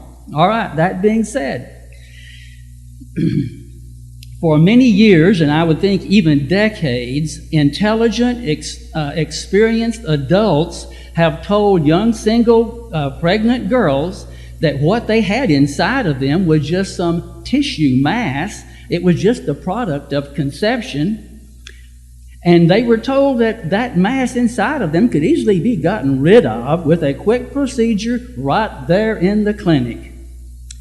But these young girls were not told that they were carrying a real, live human being. They were not told that the contours of the body of this individual could easily be detected with head, arms, legs, the trunk, at as early as, well, in the first several weeks of the pregnancy. And they were not told that this little one can also feel pain. That has been shown in living proof even more recently. The baby inside can feel pain and jumps and recoils. Well, why weren't these young girls told the truth? Did the abortionist just want the fee? Did he just want the money for doing this job? Maybe this abortion would be added to all the others, so the clinic can boast a high number of abortions so as to get more government grants. Now, what kind of an organization would actually kill babies for money? Wow! Are we talking about medieval bloodletting and barbarity? Are we talking about Nazi medical experiments of the 1930s? So what organization today, with a good-sounding name, is the primary offender in this scenario? Well, it's an organization that conducts more than 330,000 abortions a year while taking in more than $500 million in taxpayer money through government grants. The usual formula: more abortions, the greater amount of grant money. So, would you think they would care more about poor, vulnerable, young, single, pregnant girls, or would they care more about the money? Got a question to think about? Think about it. Would they care more about a pregnant girl, or would they care more about the abortion and the money it would bring? Follow the money. All right, you listening? They are not supposed to use this money for abortions. But how can we trust those who have already lied to the girls? If you and I, grab hold of your chair, if you and I could witness an abortion, just put it right out here on the table at Mecca, we would see the abortionist insert a needle in the back of the baby's skull and suck out the brains, or stick an instrument up in there and pull it all out piece by piece, first an arm, then a leg.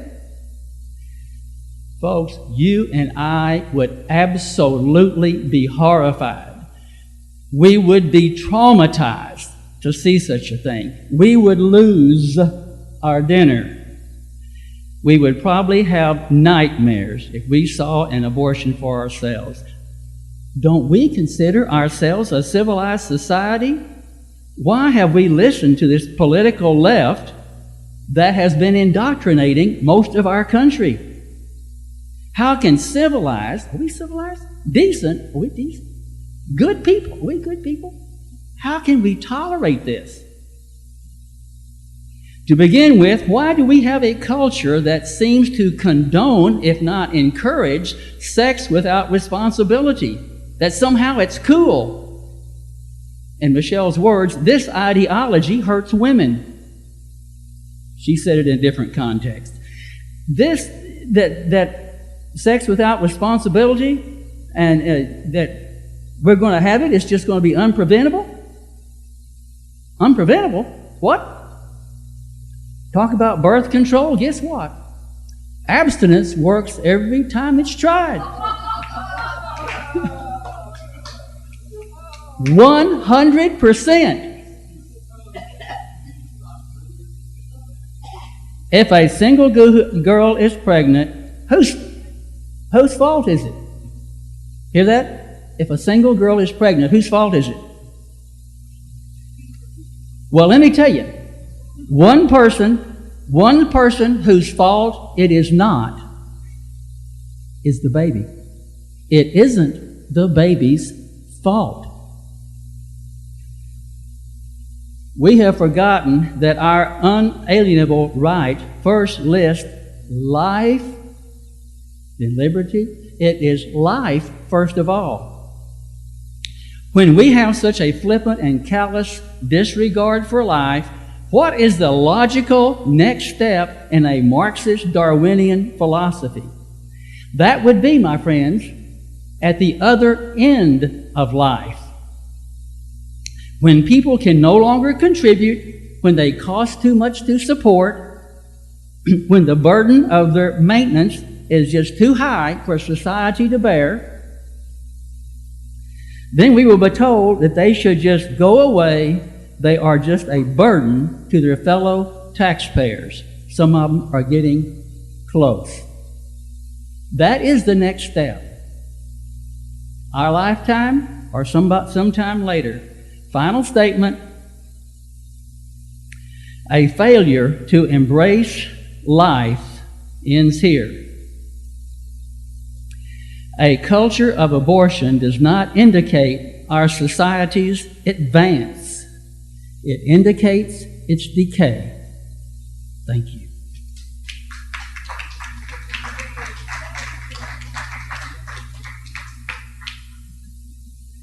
Okay, who's next? Well, she's next. Can you wait for her?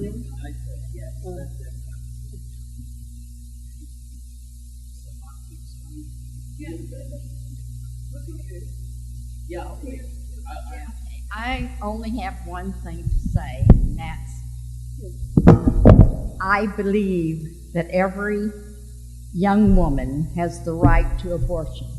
There are too many children who are born that are not wanted, and You have a child raising a child that they didn't want in the first place. And so therefore, I believe a woman should have the right, if she wants an abortion, to have one. Yes. Yes. Hello, everyone. My name is Isaac. I'm actually the husband of Christy Lara, which I think a lot of people know. I'm gonna give a shameless plug here. This is to everyone that lives in the Uptown area. She is running for school board district member, and yes, so get involved. We have registration forms. We can sign you up. But basically, her campaign is here to determine whether or not Miles did something wrong. It's also, if you believe he did something wrong, which I do and a lot of people do, then go out and vote for her. If you don't believe Miles did something wrong, then stay home. We're not concerned, but she also is going to tackle the question of tax dollars going to public or private education of our children. Personally, cutting out the middle manager would be a lot more efficient, so we definitely don't want to bring privatization into the question. They haven't proven any efficiency. So I'm going to get to the point. I really think that this talk was a great talk. I think it's something that's important and something that we do need to talk about. So this is a great forum. I feel the way maybe Socrates and all of these people felt when they used to debate things. So that being said, I feel like there's just so many points to hit upon. I think the first point I want to hit upon is what the gentleman said right before this. He brought up the question. I think what's on our brain here are a couple of things. One of them is economics. The other one is individualism, and I think another one is the actual arguments presented before us. So in terms of economics, everyone has a stake in economics. I'm young. I have a ways to go. My future is uncertain. I'm looking at this obstructionist Republican Congress, and I'm seeing that my future is going to be kind of bleak if they have it their way. They know that the one thing that we have is time, and they know that the one way that they can get to us, because time eventually is going to kill us all. It's eventual. It's evident. So they're playing with our time. They're playing with our money while not working. So basically, they need to be voted out of Congress. Whether you believe in a Republican Congress or not, which I think I want balance. What I want is what we have here. What we have here is an open conversation where people can get up and they can voice their opinions. What is not being done at Congress is this. This is what needs to happen. We do a much better job of meandering through the convolutions that perplex us right now than what this Republican Congress is doing. They're hurting us. They're not progressing us forward. They're degressing us. They're taking away from 30, 40 years of progression that we've made in this country, and they will bankrupt us. As of last week, they're in contention of, they're basically economic terrorists. They're taking over our economic system. They're basically doing what Al-Qaeda tried to do to us, but they're doing it via hijack of our economic system.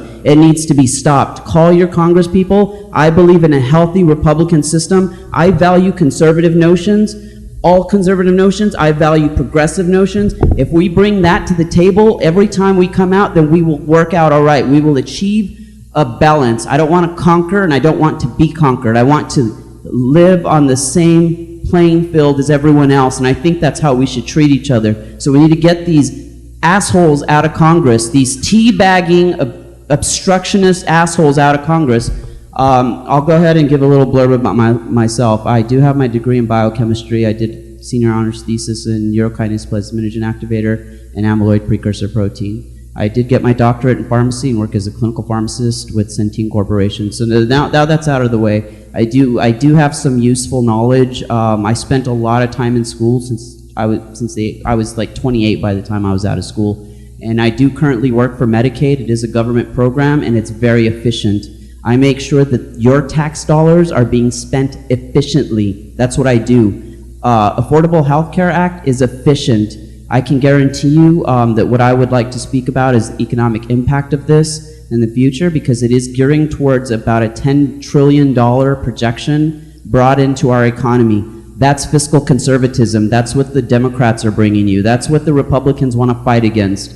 It's going to break the gridlock of two of the biggest markets our country has, big pharma and the drug companies that aren't competing on an open market. That's anti-capitalistic. That's why we need to get rid of the teabaggers. They're impeding our progress here. So let me talk about the actual topic, and I'm sorry I meandered through it. I guess the other thing is the argument itself. So he brought up a lot of detail.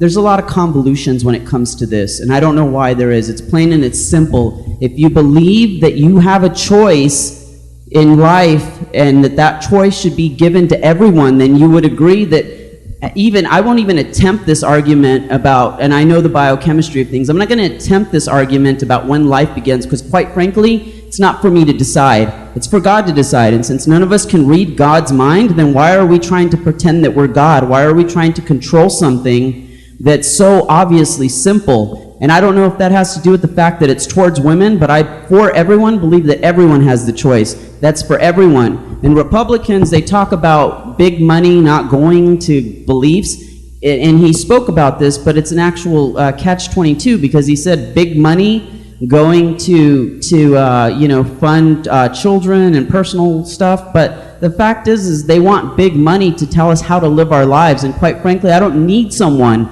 to tell, I don't need to spend my money to have someone tell me what to do with my life, and I don't think that you should have to spend your tax dollars paying someone so that they could tell you what to do with their life.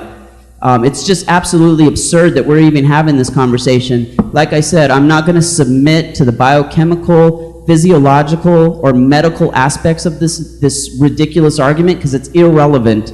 The fact is it's about choice, and it's about efficiency of our tax dollars. And I think that I've talked too much, so I better go now. But I thank all of you guys. It was a great discussion, and I'm done. I just had a bunch of stuff to get out. Thank you.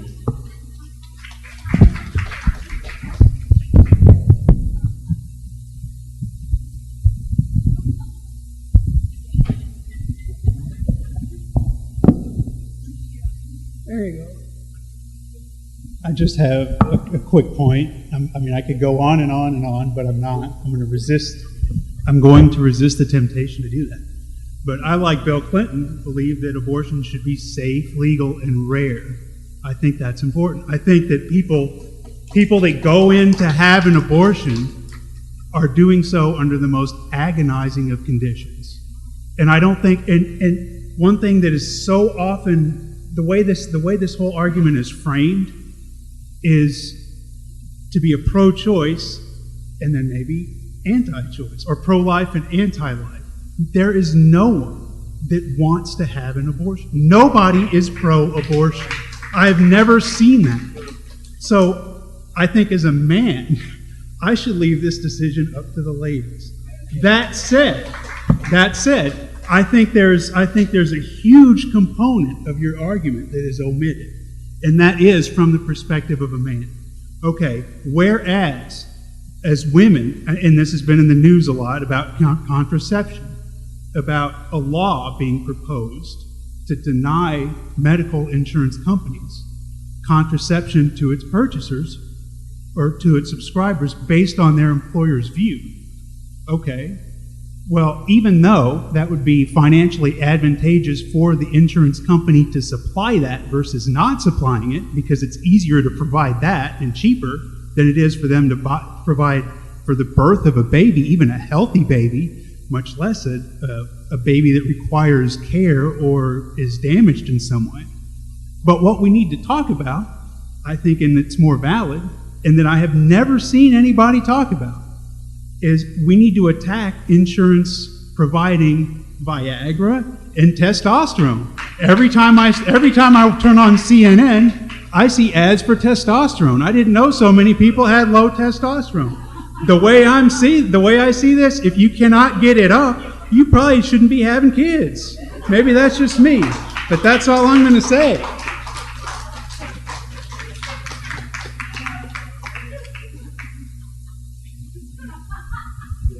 Okay, who's next? There's got to be a next. Al Ullman is next.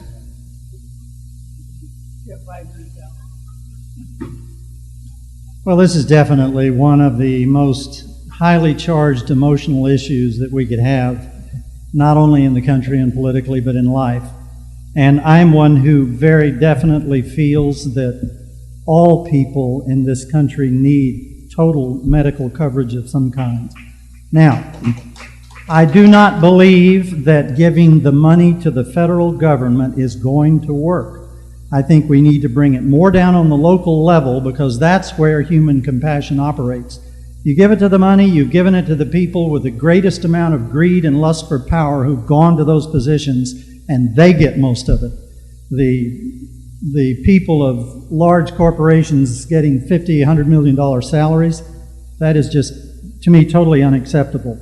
Now, the issue of when is that child a living human being, and when does the Constitution apply to that human being's rights?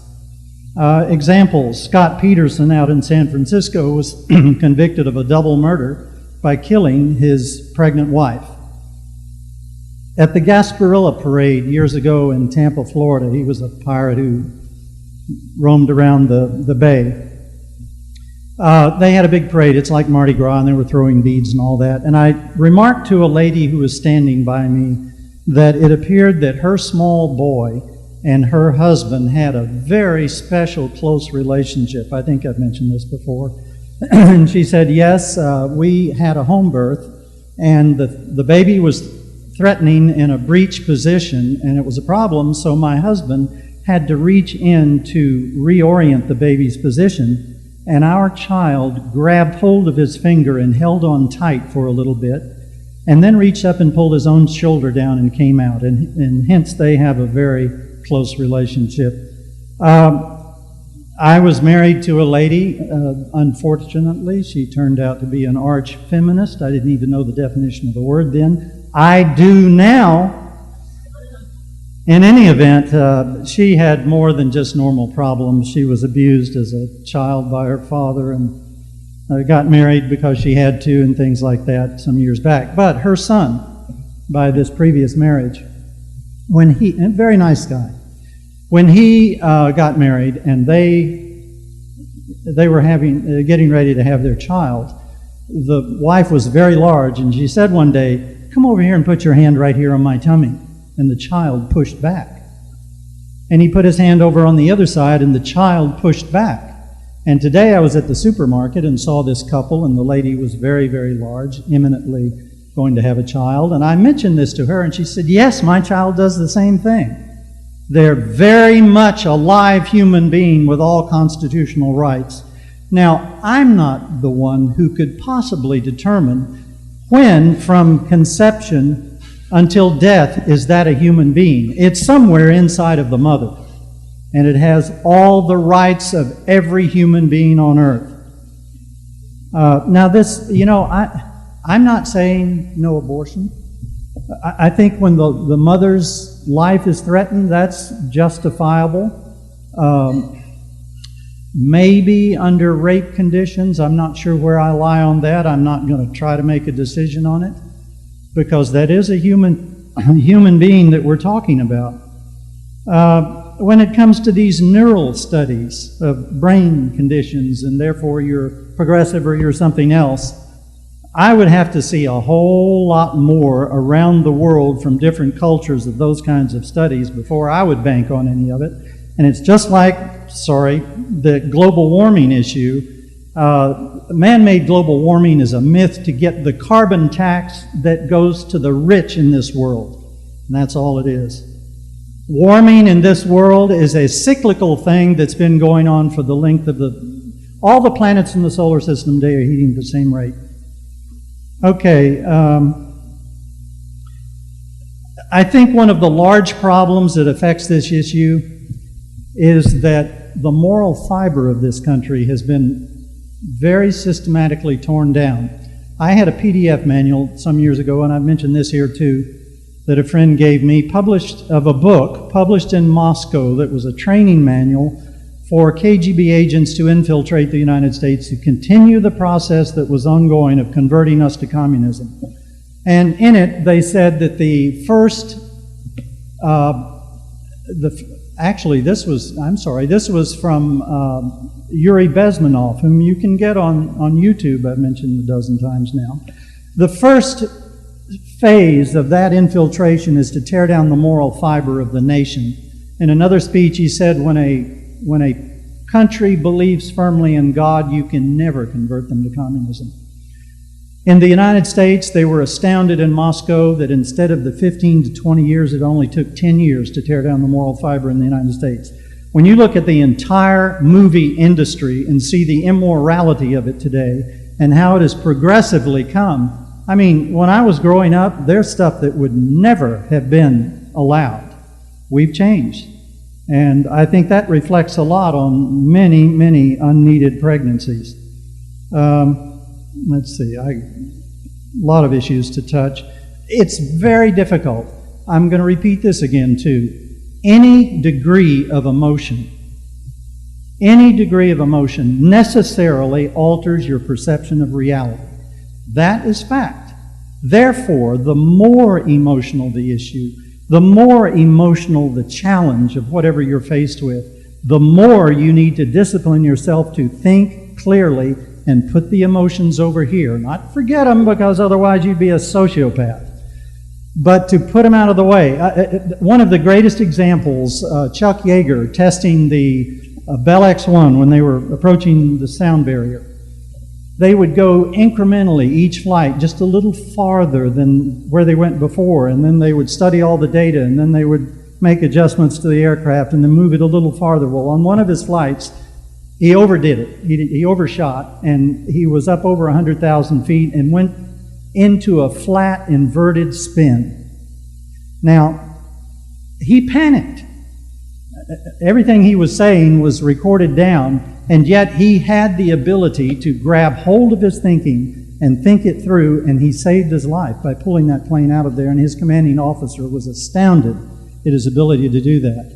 Every degree of emotion necessarily alters your perception of reality. Okay, who's next? Oh, all right. Go ahead.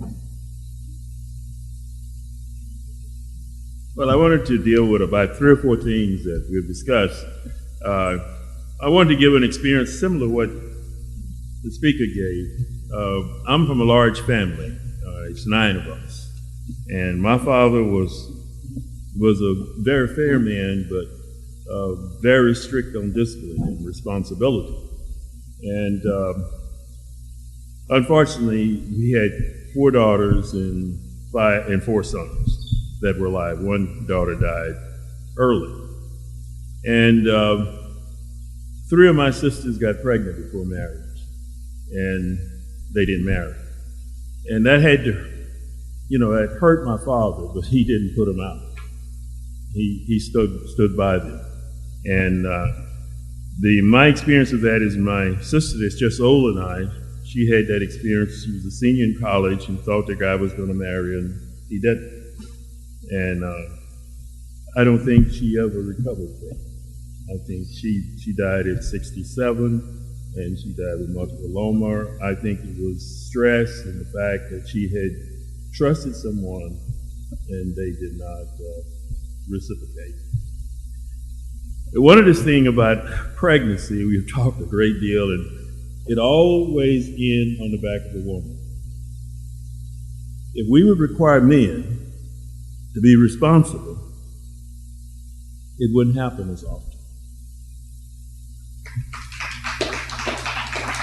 And that's what you're talking about, Viagra. They have all this stuff, for not only old men use it, but young men do also. But they don't want to supply family planning for women. I think that's very, very unfair. And if we require men to be as responsible as the young ladies have to be responsible, it will subside. I'm going to give you an example, a live example of Texas, Lubbock County. You know where Lubbock, Texas is? Texas Tech. They had an absences-only program in Lubbock. They had the highest incidence of SDT of any place in the country. They were kind of like President Clinton was on oral sex. It wasn't really sex, but you can catch VD in oral sex, and you can catch HIV in oral sex. So that's what they were doing, but it was not sex, as the people in Lubbock saw it. And so you got to watch that absence and be certain that people understand what you're talking about. I'm an old man. I'm 76 years old. And my father taught me that if I impregnated a young lady, I was going to marry and take care of her. And I believe I would have to do that. And if I was dealing with a young lady, I thought you might acquiesce, I'd back away, because I didn't want to marry someone that I didn't love. And I think if all fathers would do that, I think men would behave the way I did. My wife, we had twins. We had a son 8.5 years, and didn't think we were going to have it. And came up and had twins. It was a blow to me because I was going to change profession. And I couldn't. My wife was a teacher, and if she taught school, she would barely make enough to pay the daycare. So it was better for her to stay home. But she was the baby in the family, and I knew she'd spoil. And I didn't want to go crazy with two twin daughters. So when I got home from work, I took over. I took care of the girls, and the girls grew up thinking I was their God on earth. And they are grown 41, and they still thinks that, and I get a great deal of pride out of it. So that's my experience. I want to, Texas' position on abortion is they want to play God. I don't think the state can be God. If God gives us a choice, I don't think the state can take that away from us. I know I don't believe in abortion myself. I'm really a pro-choice. If a person want to have an abortion, that's their business. If they don't want to have an abortion, that's their business. I think that's the best position. Another question was made about the money that Planned Parenthood was impaired. I work for the Public Health Service. We funded Title X funding program. Planned Parenthood did not get any money from the government for abortions. I want to just correct that. They didn't get any money from Title X or the state for abortion. They got the money they did abortion was private money. It wasn't a lot of money. They did some abortions, but it wasn't a lot of money. And so we have to be able to think for ourselves. Don't believe everything you hear. The other thing, the Affordable Health Care Act, the federal government does very little. You have these exchanges, it's supposed to be set up by state, but Texas elected not to, so the federal government set it up. If you like Medicare, you'll love the Affordable Care Act, because that's the way it's going to operate. That's the way it's going to operate. The private insurance companies are going to pay the claims. And we aren't going to let the CEOs make a lot of money. You limit on administrative costs. So I think people need to know the fact. Don't believe everything you hear, because most people have a hidden agenda that they're dealing with. And that's all I want us to do. Think. We do need to be responsible. Young men need to be responsible. Young women need to be responsible. They need to understand if you have a kid, the gentleman said, Craig, the kid didn't ask to come here. But a man and a woman decided to do something that get children. And they both are to be responsible, not just the woman.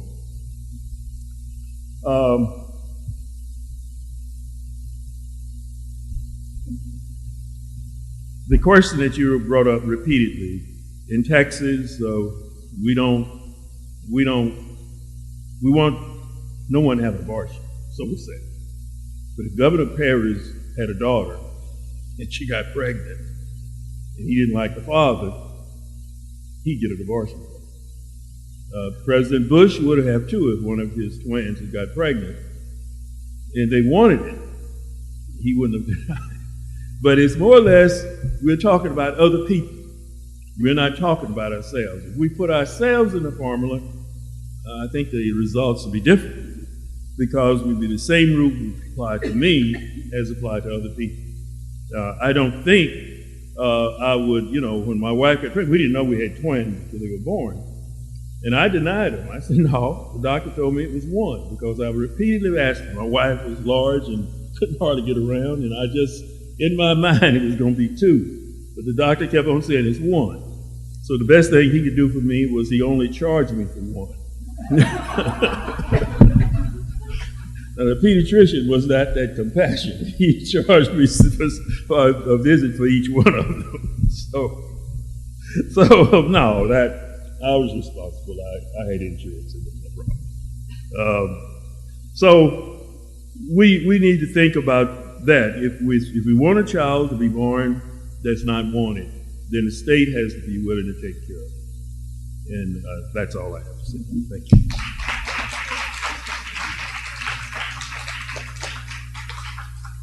Okay, who's next? He's next.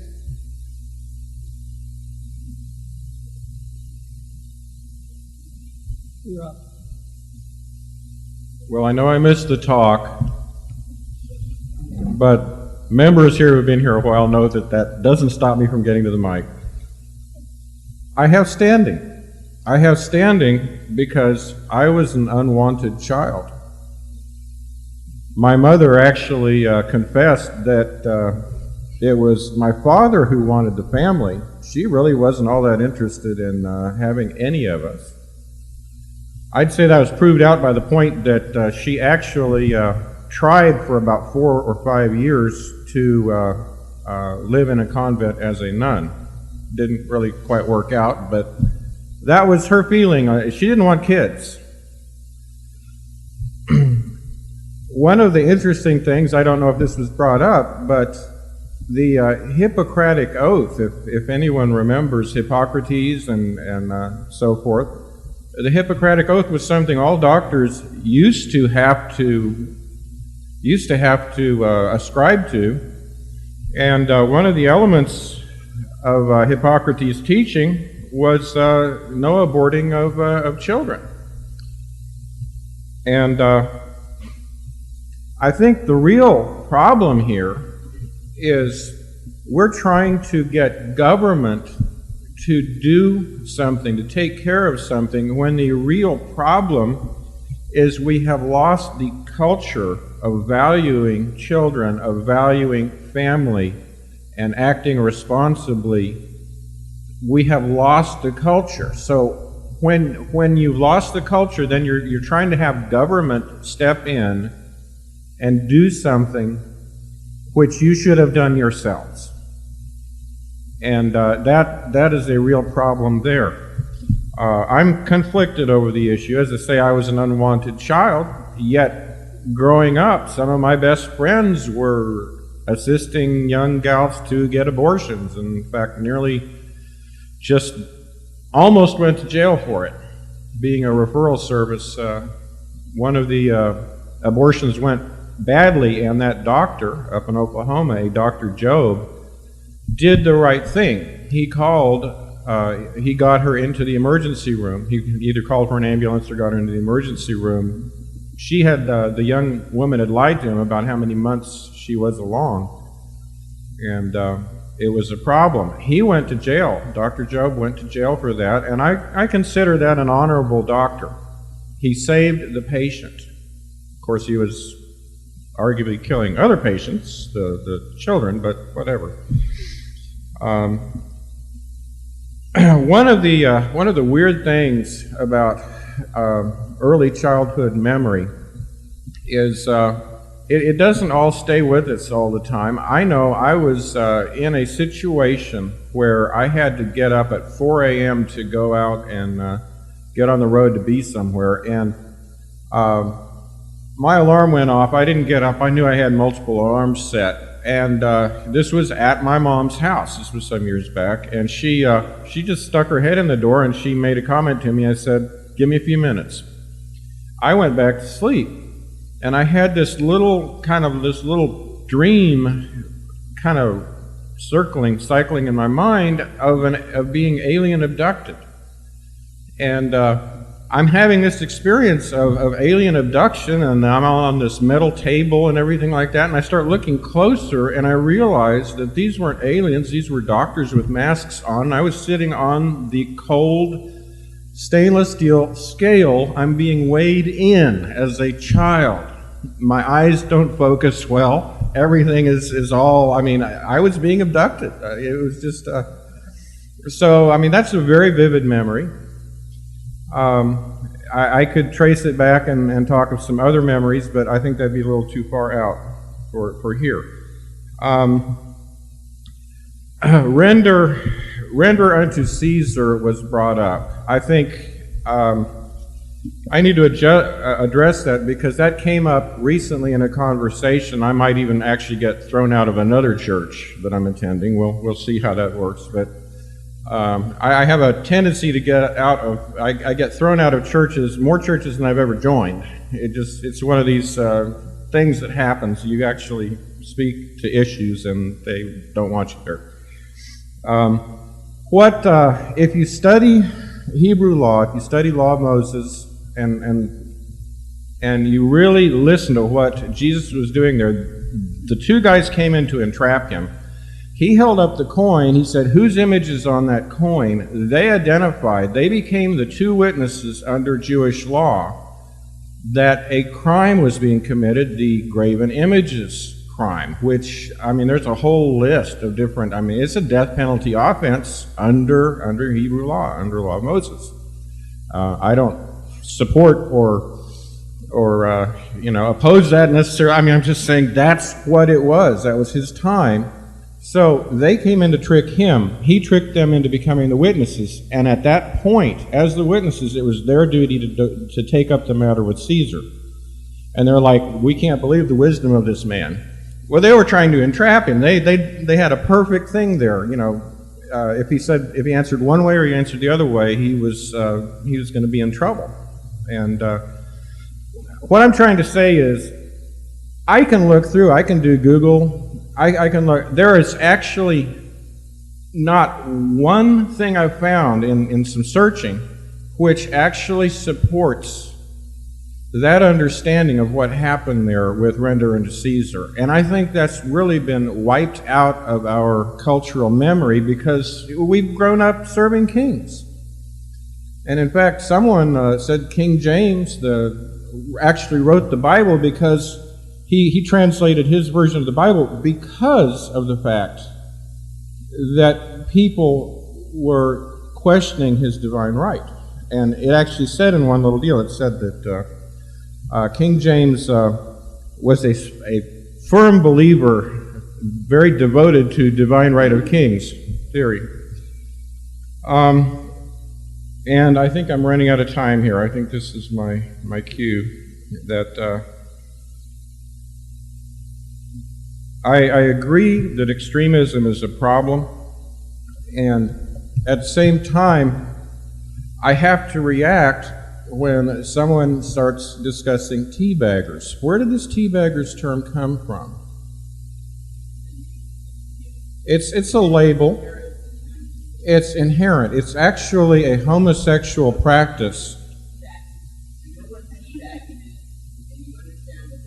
I was there during some of the early Tea Party meetings, and there were both Republicans and Democrats there.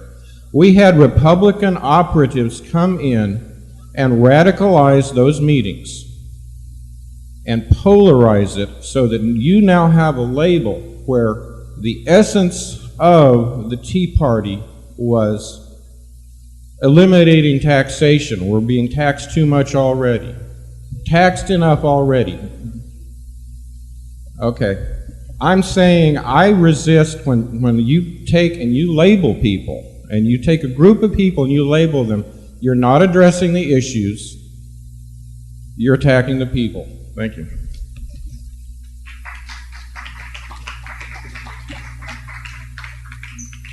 Okay, who's next? Susie, you're next. I'll be quick. Feel free to cut me off if I go too long. I want to address a few points.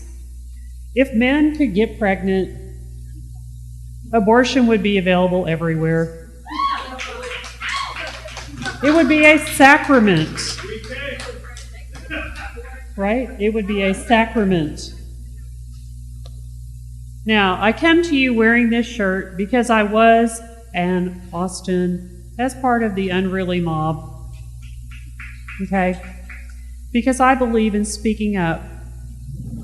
I believe in speaking to power as one of we the people.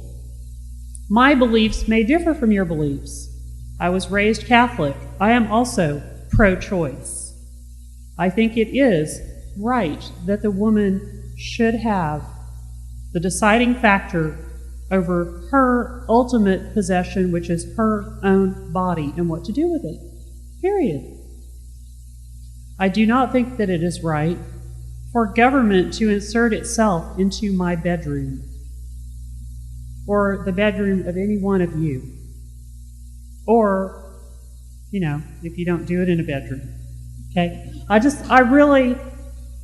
And I've also read online that anyone who decides to determine whether abortion could be justified in this circumstance or this circumstance or this circumstance is actually going down a path that you're being led.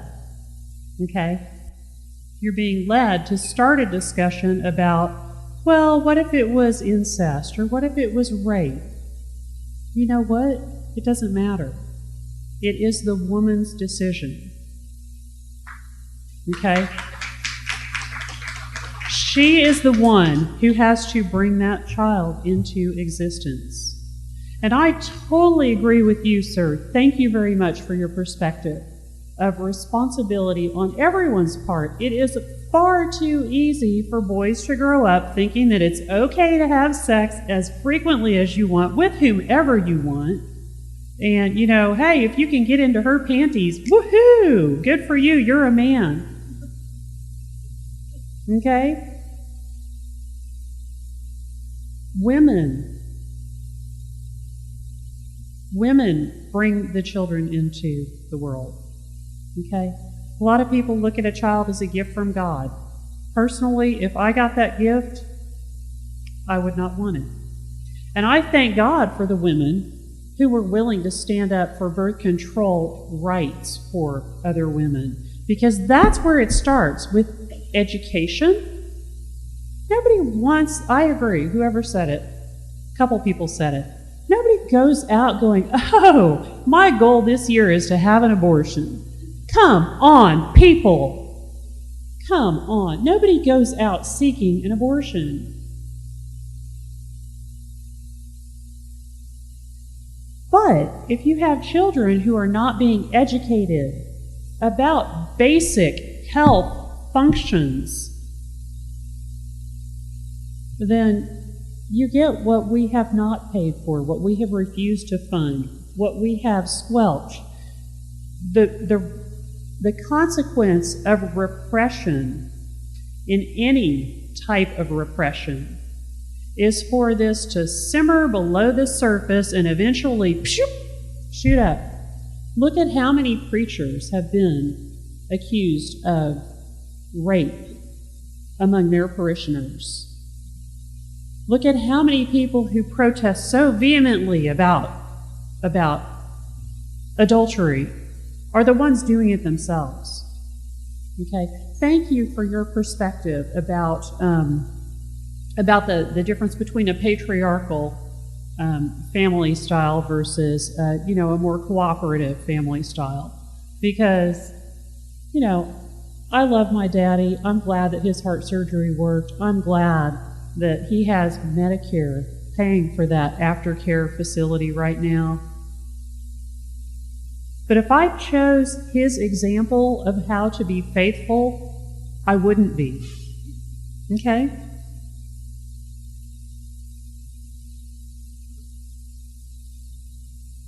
So each of us has personal decisions that we make.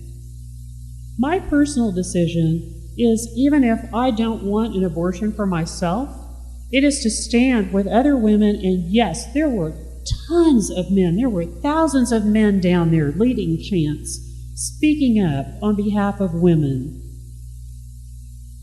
to protect the right for women to choose. And I applaud those men. I can also understand the position of someone who perhaps wanted to be a father, whose girlfriend or wife or, whatever, terminated a pregnancy that they really wanted to have part of. I can have compassion for that, right? But I ask you this. If a child is not valued, does it make sense to bring that child into your life? If a child is not valued, we should value all life. From the instant it shoots out the womb, right? On a topic of religion, so many people have used the Bible and examples from the Bible, etc. Do you realize that there are religions that actually believe that a child and the point of quickening, where the soul enters the fetus, there are some religions that actually do believe that that might not occur until days after the child has been born. There are, and this is a First Amendment right that our speaker was talking about. So when we peer through into this limited perspective of what is the truth, and we say, this must be the truth because I have it and it's what I was taught and I'm a moral person and I'm good and I'm responsible, but we don't see and embrace the broader perspective that there are other truths that you are not aware of because you haven't gone down that path. Men, you haven't been pregnant and faced that decision.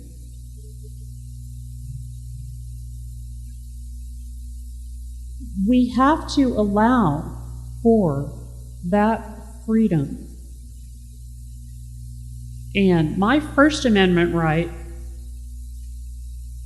yes, does involve this subject. So thank you for bringing that up. And thank you for this topic. It's been very interesting.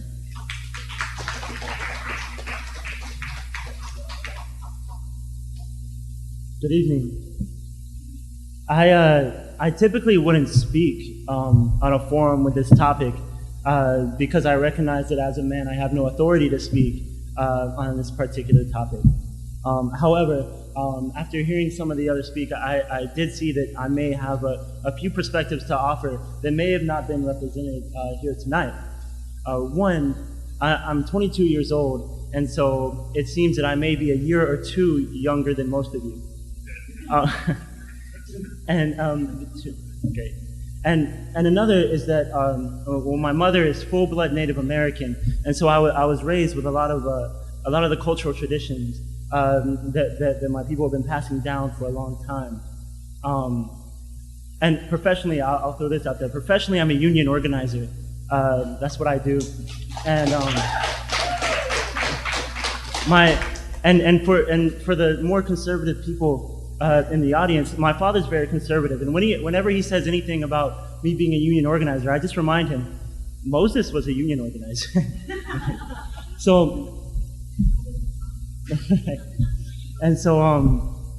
I'd like to first say that traditionally, in my cultural history, women who became pregnant and didn't want to have the baby didn't have the baby. And this was long before medical science came with breakthroughs and developed much safer abortion techniques. However, there are herbs and different combination of things women have always been able to take if they didn't want to become a mother at that time. I do not believe that anyone should be forced into parenthood by the state. With that being said, the reason women were able to do that in my traditional Native societies is that women ran them, and I'm not going to propose that we have a matrilineal dictatorship, right? It might work a little more efficiently than ours does, but I would be in support of women's issues being determined by women. Because whatever my beliefs or any of the men in here's beliefs are, we're not nearly educated enough, and we never will be. No matter what we read or study, or who we talk to, or what we read on the internet, we'll never be as educated as we need to be to have an opinion on the subject. But every woman in here is. I would, and so, but you have to look. The reason I think we have so much frustration with social issues and things like this within our country is because our system is not built to address these things. You have to understand. Well, like I said, I think women should be able to make decisions for women. I think individual communities should be able to make decisions for individual communities. Native Americans should be able to make decisions for the Native American community. And when this system was founded, they thought similarly. But the only people who were being represented were rich white men, and they did a very good job at representing themselves. And so I think our founders have proven that it's a type of system that could work. I just think that as time grows and as the people in power have recognized that no, black people are people. No, natives, they are people. They deserve to live. No, women aren't just masturbatory aids. No, they're actually they actually have quite a lot to say and have quite a lot to offer society. I think our system has fallen behind. I think it needs to go ahead and evolve in the way that our culture has evolved. Our culture has evolved to be much more inclusive, and I think the system needs to be too, not only in allowing different people from different cultures to be represented in Congress and in the Senate, but actually having issues in regard that only have to do with the African American community should be decided by the Congressional Black Caucus.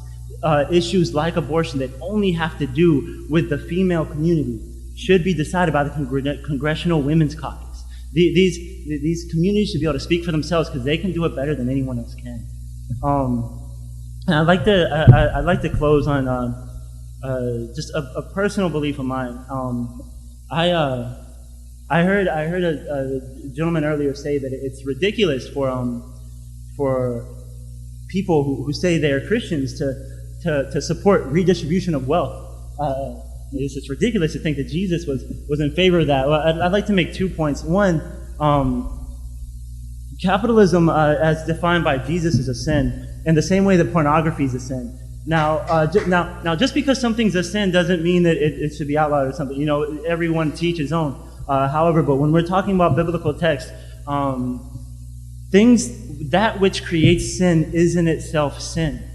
And so pornography, you hear your pastors, pornography is a sin. Why? Well, why is pornography a sin? Because it creates lust. And lust is one of the 7 deadly sins, right? One of those, the big ones, one of the big ones that you get in trouble for.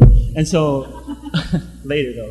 But and capitalism, in its very essence, encourages greed.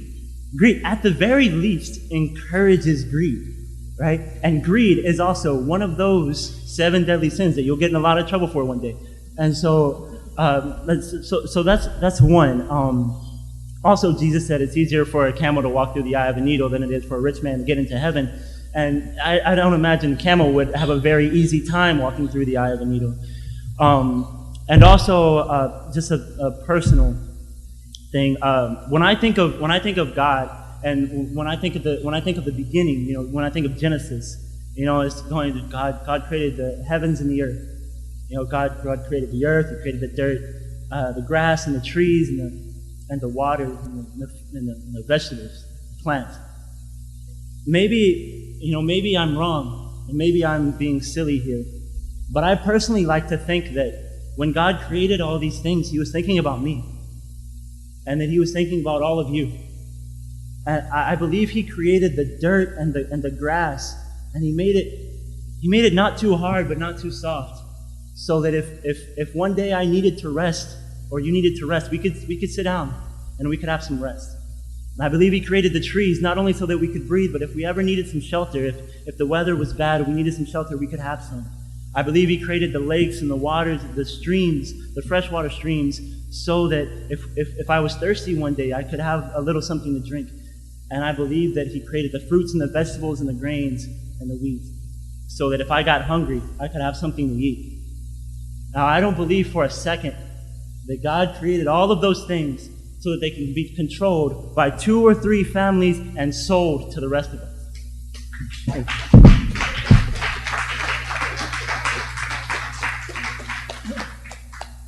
Okay, who's next?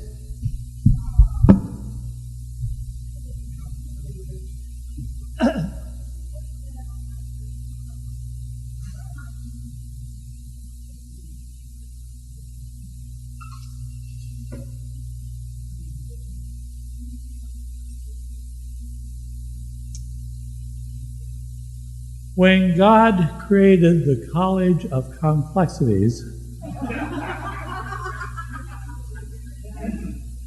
He did it so that my wife would have an opportunity to stand up and speak her mind.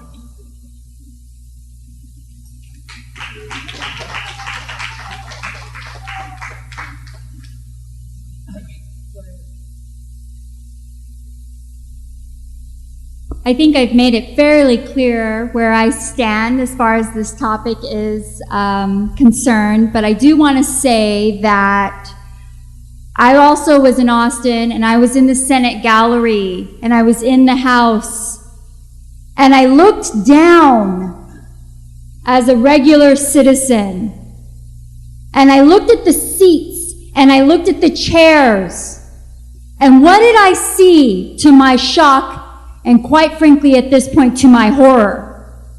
I saw seats filled with men. Filled with men.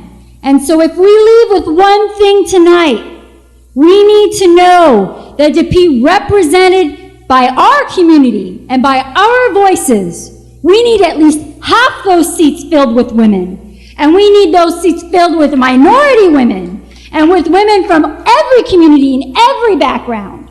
Because enough is enough. And it will take each one of us to block walk, to phone bank, to make sure we register to vote, to make sure we get people who have never voted before to vote for the first time, to change these gerrymandered districts, to change the state of Texas. It will take every single one of us. So I encourage you, if you need to update your voter registration, I am a deputy registrar. I have cards with me. You can visit me with me after the meeting. And I encourage each and every one of you to become a deputy registrar. Get people registered to vote. We are going to change this state. We are going to change this nation. And we are going to create a just and equal society, the kind that we hope and dream for. And that's all I have to say about this topic.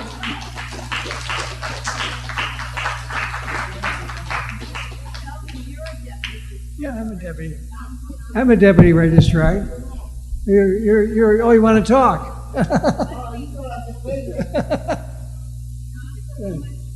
We're on it. Well, pretty soon. There's only a few more people here that talk. If you want to, don't listen. Because 4 minutes, 5, 4:53, 4:52, 4:50. What the hell? Okay. Man, you made me forget everything I was going to say. I like that T-shirt. Is that you're offering hysterectomies? Or what is this? Come and take my ovaries. What? All right. Oh, man. You know, some people get up here and always say the same thing, and I'm one of them. I mean, I'm going to say that we got a problem with the party thing and the glasses thing. I agree with you on that. I disagree on some things, but I'm not so happy about this two-party system. I see extremism going on right here, right now. You guys are experiencing a new religion. Huh? No, I think even, well, that's just part of it. I think that's just one part of it. I think what you got here, you have a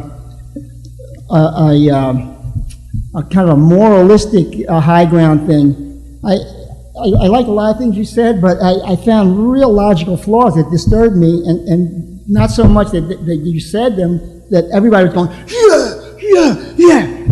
I think the very first thing you said was, I'm not partisan.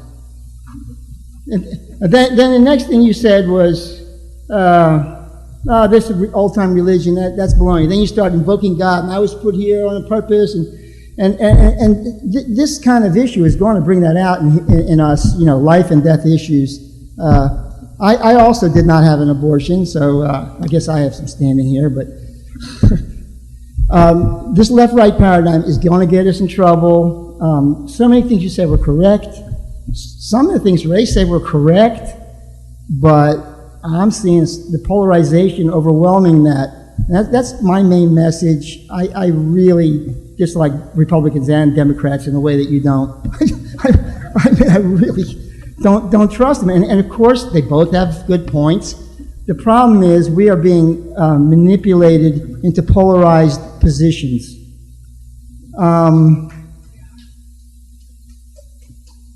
So that's about all I can say, unless you want to get into it deeper with me. And you can say, well, I'm being influenced too much by internet stuff, and that's true. But I have less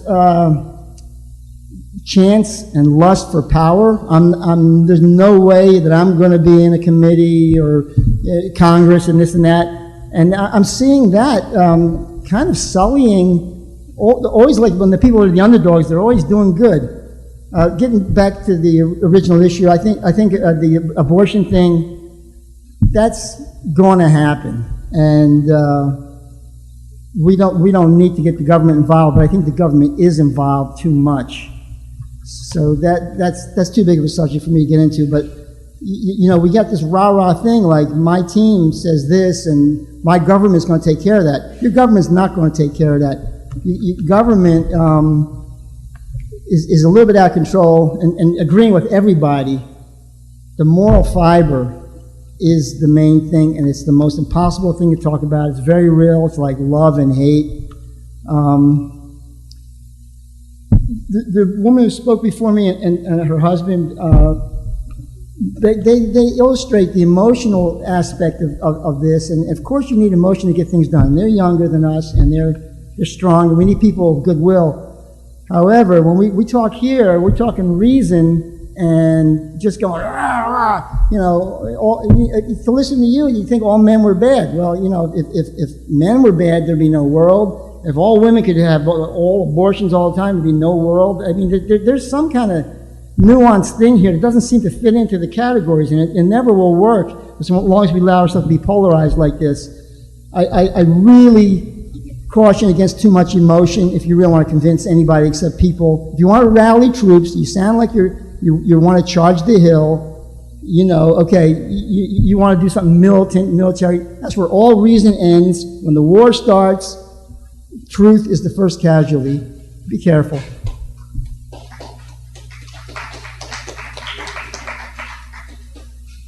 I think we're running out of next. Oh, we got one more. Well, speaker after the 5 minutes.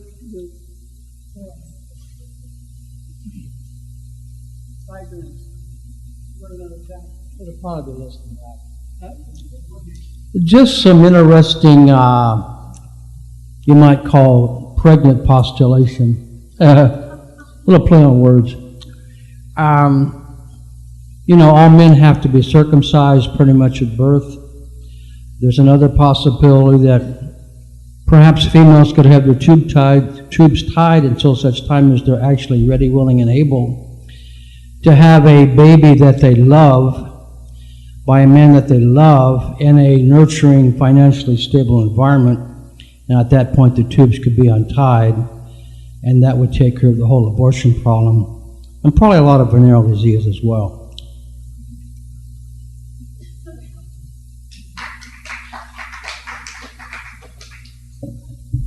I think we're running out of people. I guess I'm the last man standing. Wait a minute now. First of all, I want to thank our speaker. I think she did a terrific job.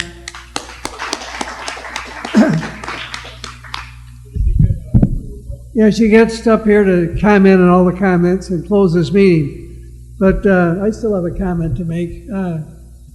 When I looking back at history, going back before Roe versus Wade, I remember a girl that lived a block away from me. She was 2 years older. She was about 16 at the time. One day she just committed suicide, and nobody knew why. And then they found out that she was pregnant, and that's why she committed suicide. She couldn't face her own folks. So Roe v. Wade changed all that.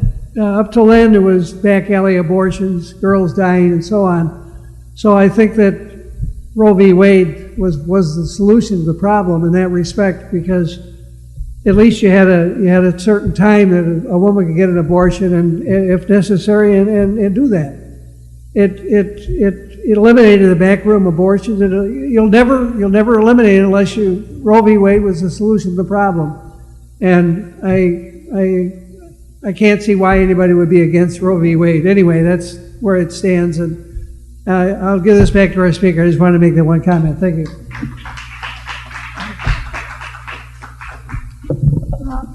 First, let me thank you for your comments. As an American, I love it because it's really what this country, why this country is so wonderful, where we can get up here and do that. God bless America. And I would just like to make a couple of comments. Unfortunately, I feel like a lot of what I said sometimes was taken a little out of context. But let me just deal with a couple of things here. The insertion of Scripture, okay? That wasn't me talking. If you recall, I was talking about a conversation that I had with a nun. And all I was doing there is she was just one of many different perspectives that I was talking about in terms of real life people and experiences. Because that's really what the heart of my speaking today was, that we are all different. And we all have different perspectives. And the truth of the matter is that it doesn't really matter even what I think or what you think. What matters really is what the woman with the unwanted pregnancy thinks. And history, you have to go to history, the facts, okay? And it doesn't matter because whether it's legal or not. History has shown that women are willing to risk their lives to exercise their freedom over their bodies. That's a fact.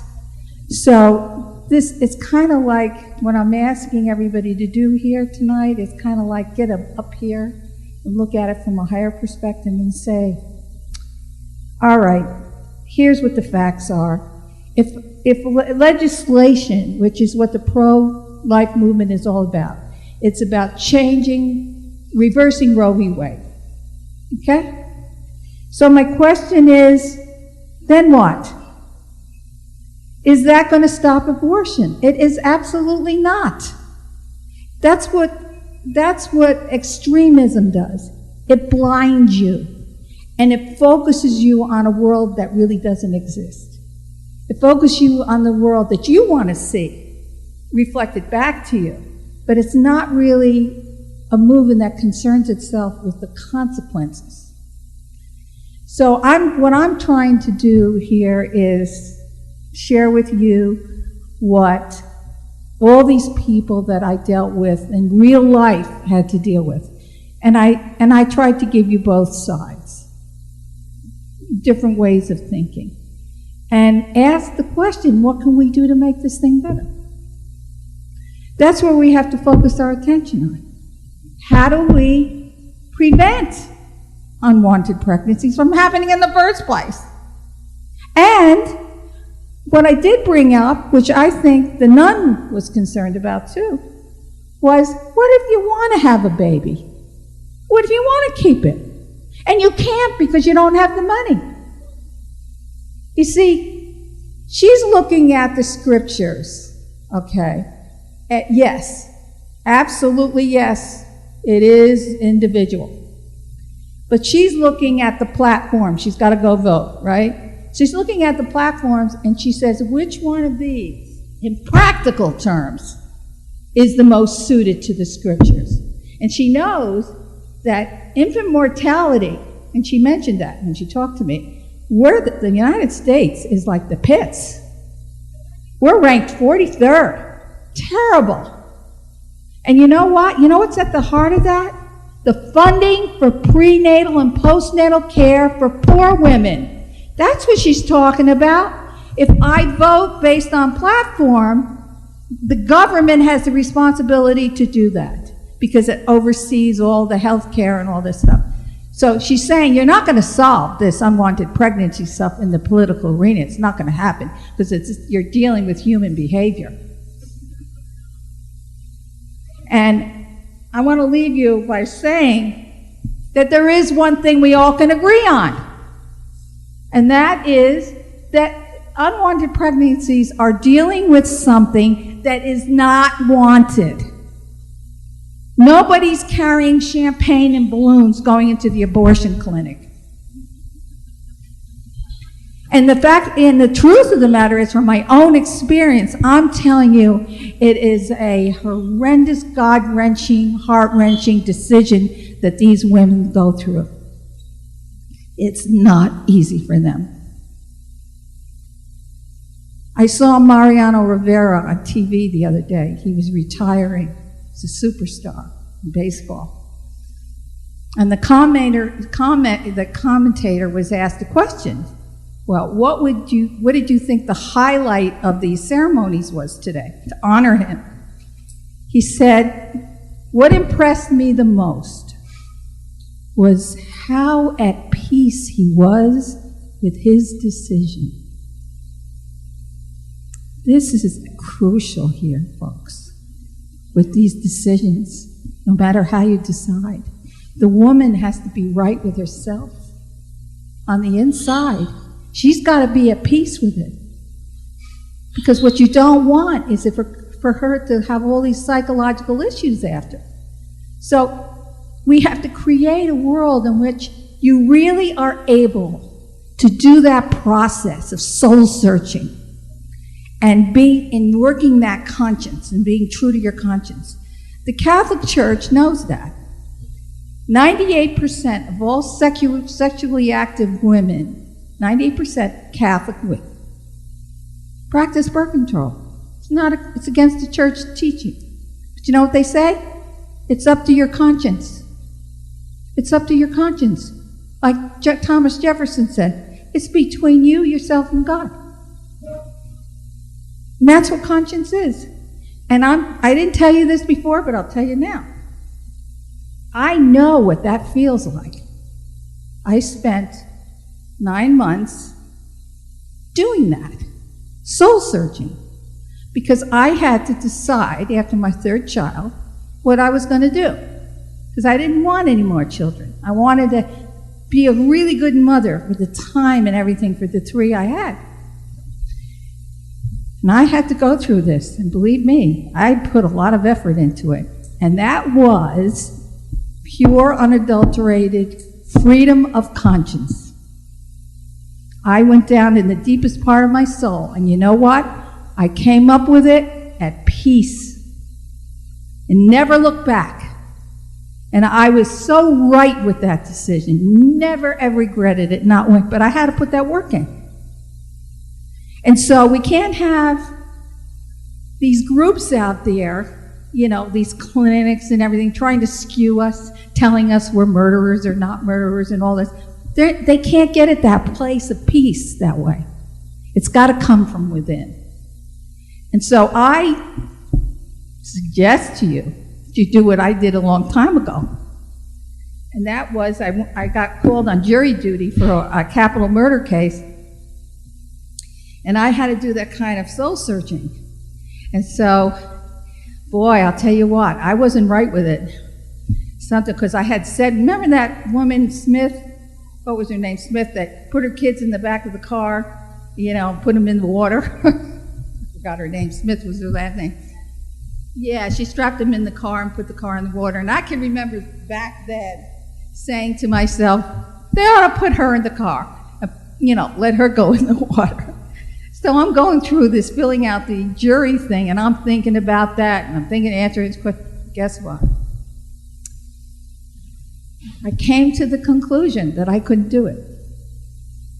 I had to recuse myself. So I went into the court, and so the court, was saying to me, did you see anything on the TV and all this? And I said, no. I said, but I'm going to tell you something. This was an incredible experience for me as a person. I said, I've grown so much out of this. I learned so much. I can't be on your jury because I can't send somebody else to their death like that. And I said, but I tell you what I am going to do. Now here's what my point is here. What do we do? What can each of us do? So at that moment in time, that's when I committed myself to use my talents and skills to go out into the community and work with 12, 13, 14-year-olds and get to them before they get to that courthouse. And that's what I did. I became a volunteer, and I started working with, at-risk teenagers in Dallas County. And so it's sort of like what the scriptures say, you put it into action. And so that's what I did. And that's what I think we all can do, is say, let's do the best we can to keep people healthy, because that's what life is. Let's try to reduce the amount of unwanted, of terminations of pregnancy by, not letting people get pregnant in the first place. And that's where the political stuff comes in. Because like I said to you, if you're going to say you're pro-life, you sure as hell better put your money where your mouth is. And help women keep their baby. And some of the other things that came up, I just want to quickly rebut on, and that is this business about pain. I have this stuff at home, and it's very, very inconclusive. Okay? Depending on which side of the aisle you're on, you can get people to say what you want them to say, but it's inconclusive. And I think that it's really kind of like,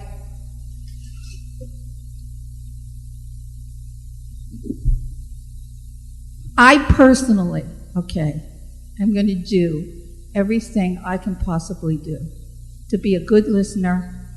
I've always been mentoring, especially young kids and teenagers and stuff, and just help them to grow up with that feeling of self-purpose and confidence in themselves, where they walk around choosing what they want for themselves. Always what serves their highest good. There are going to be these accidents. People are going to get pregnant. But we can do a lot, And I would say get involved. Use your talents and your skills in the community to do what you can do. Talk is cheap. Put it in action. So that's what I have to say. And I thank you all for your comments. I really do.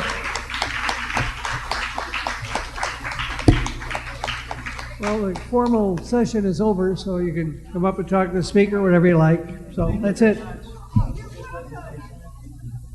This is William, your videographer from Two Hats Publishing. I hope you enjoyed this video. If you like it, please leave comments below, or like us, or follow us, and get notices to all our videos. Remember, when visiting the Mecca restaurant at the corner of Skillman Avenue and Live Oak, tell them you want your reservations to the next College of Complexes.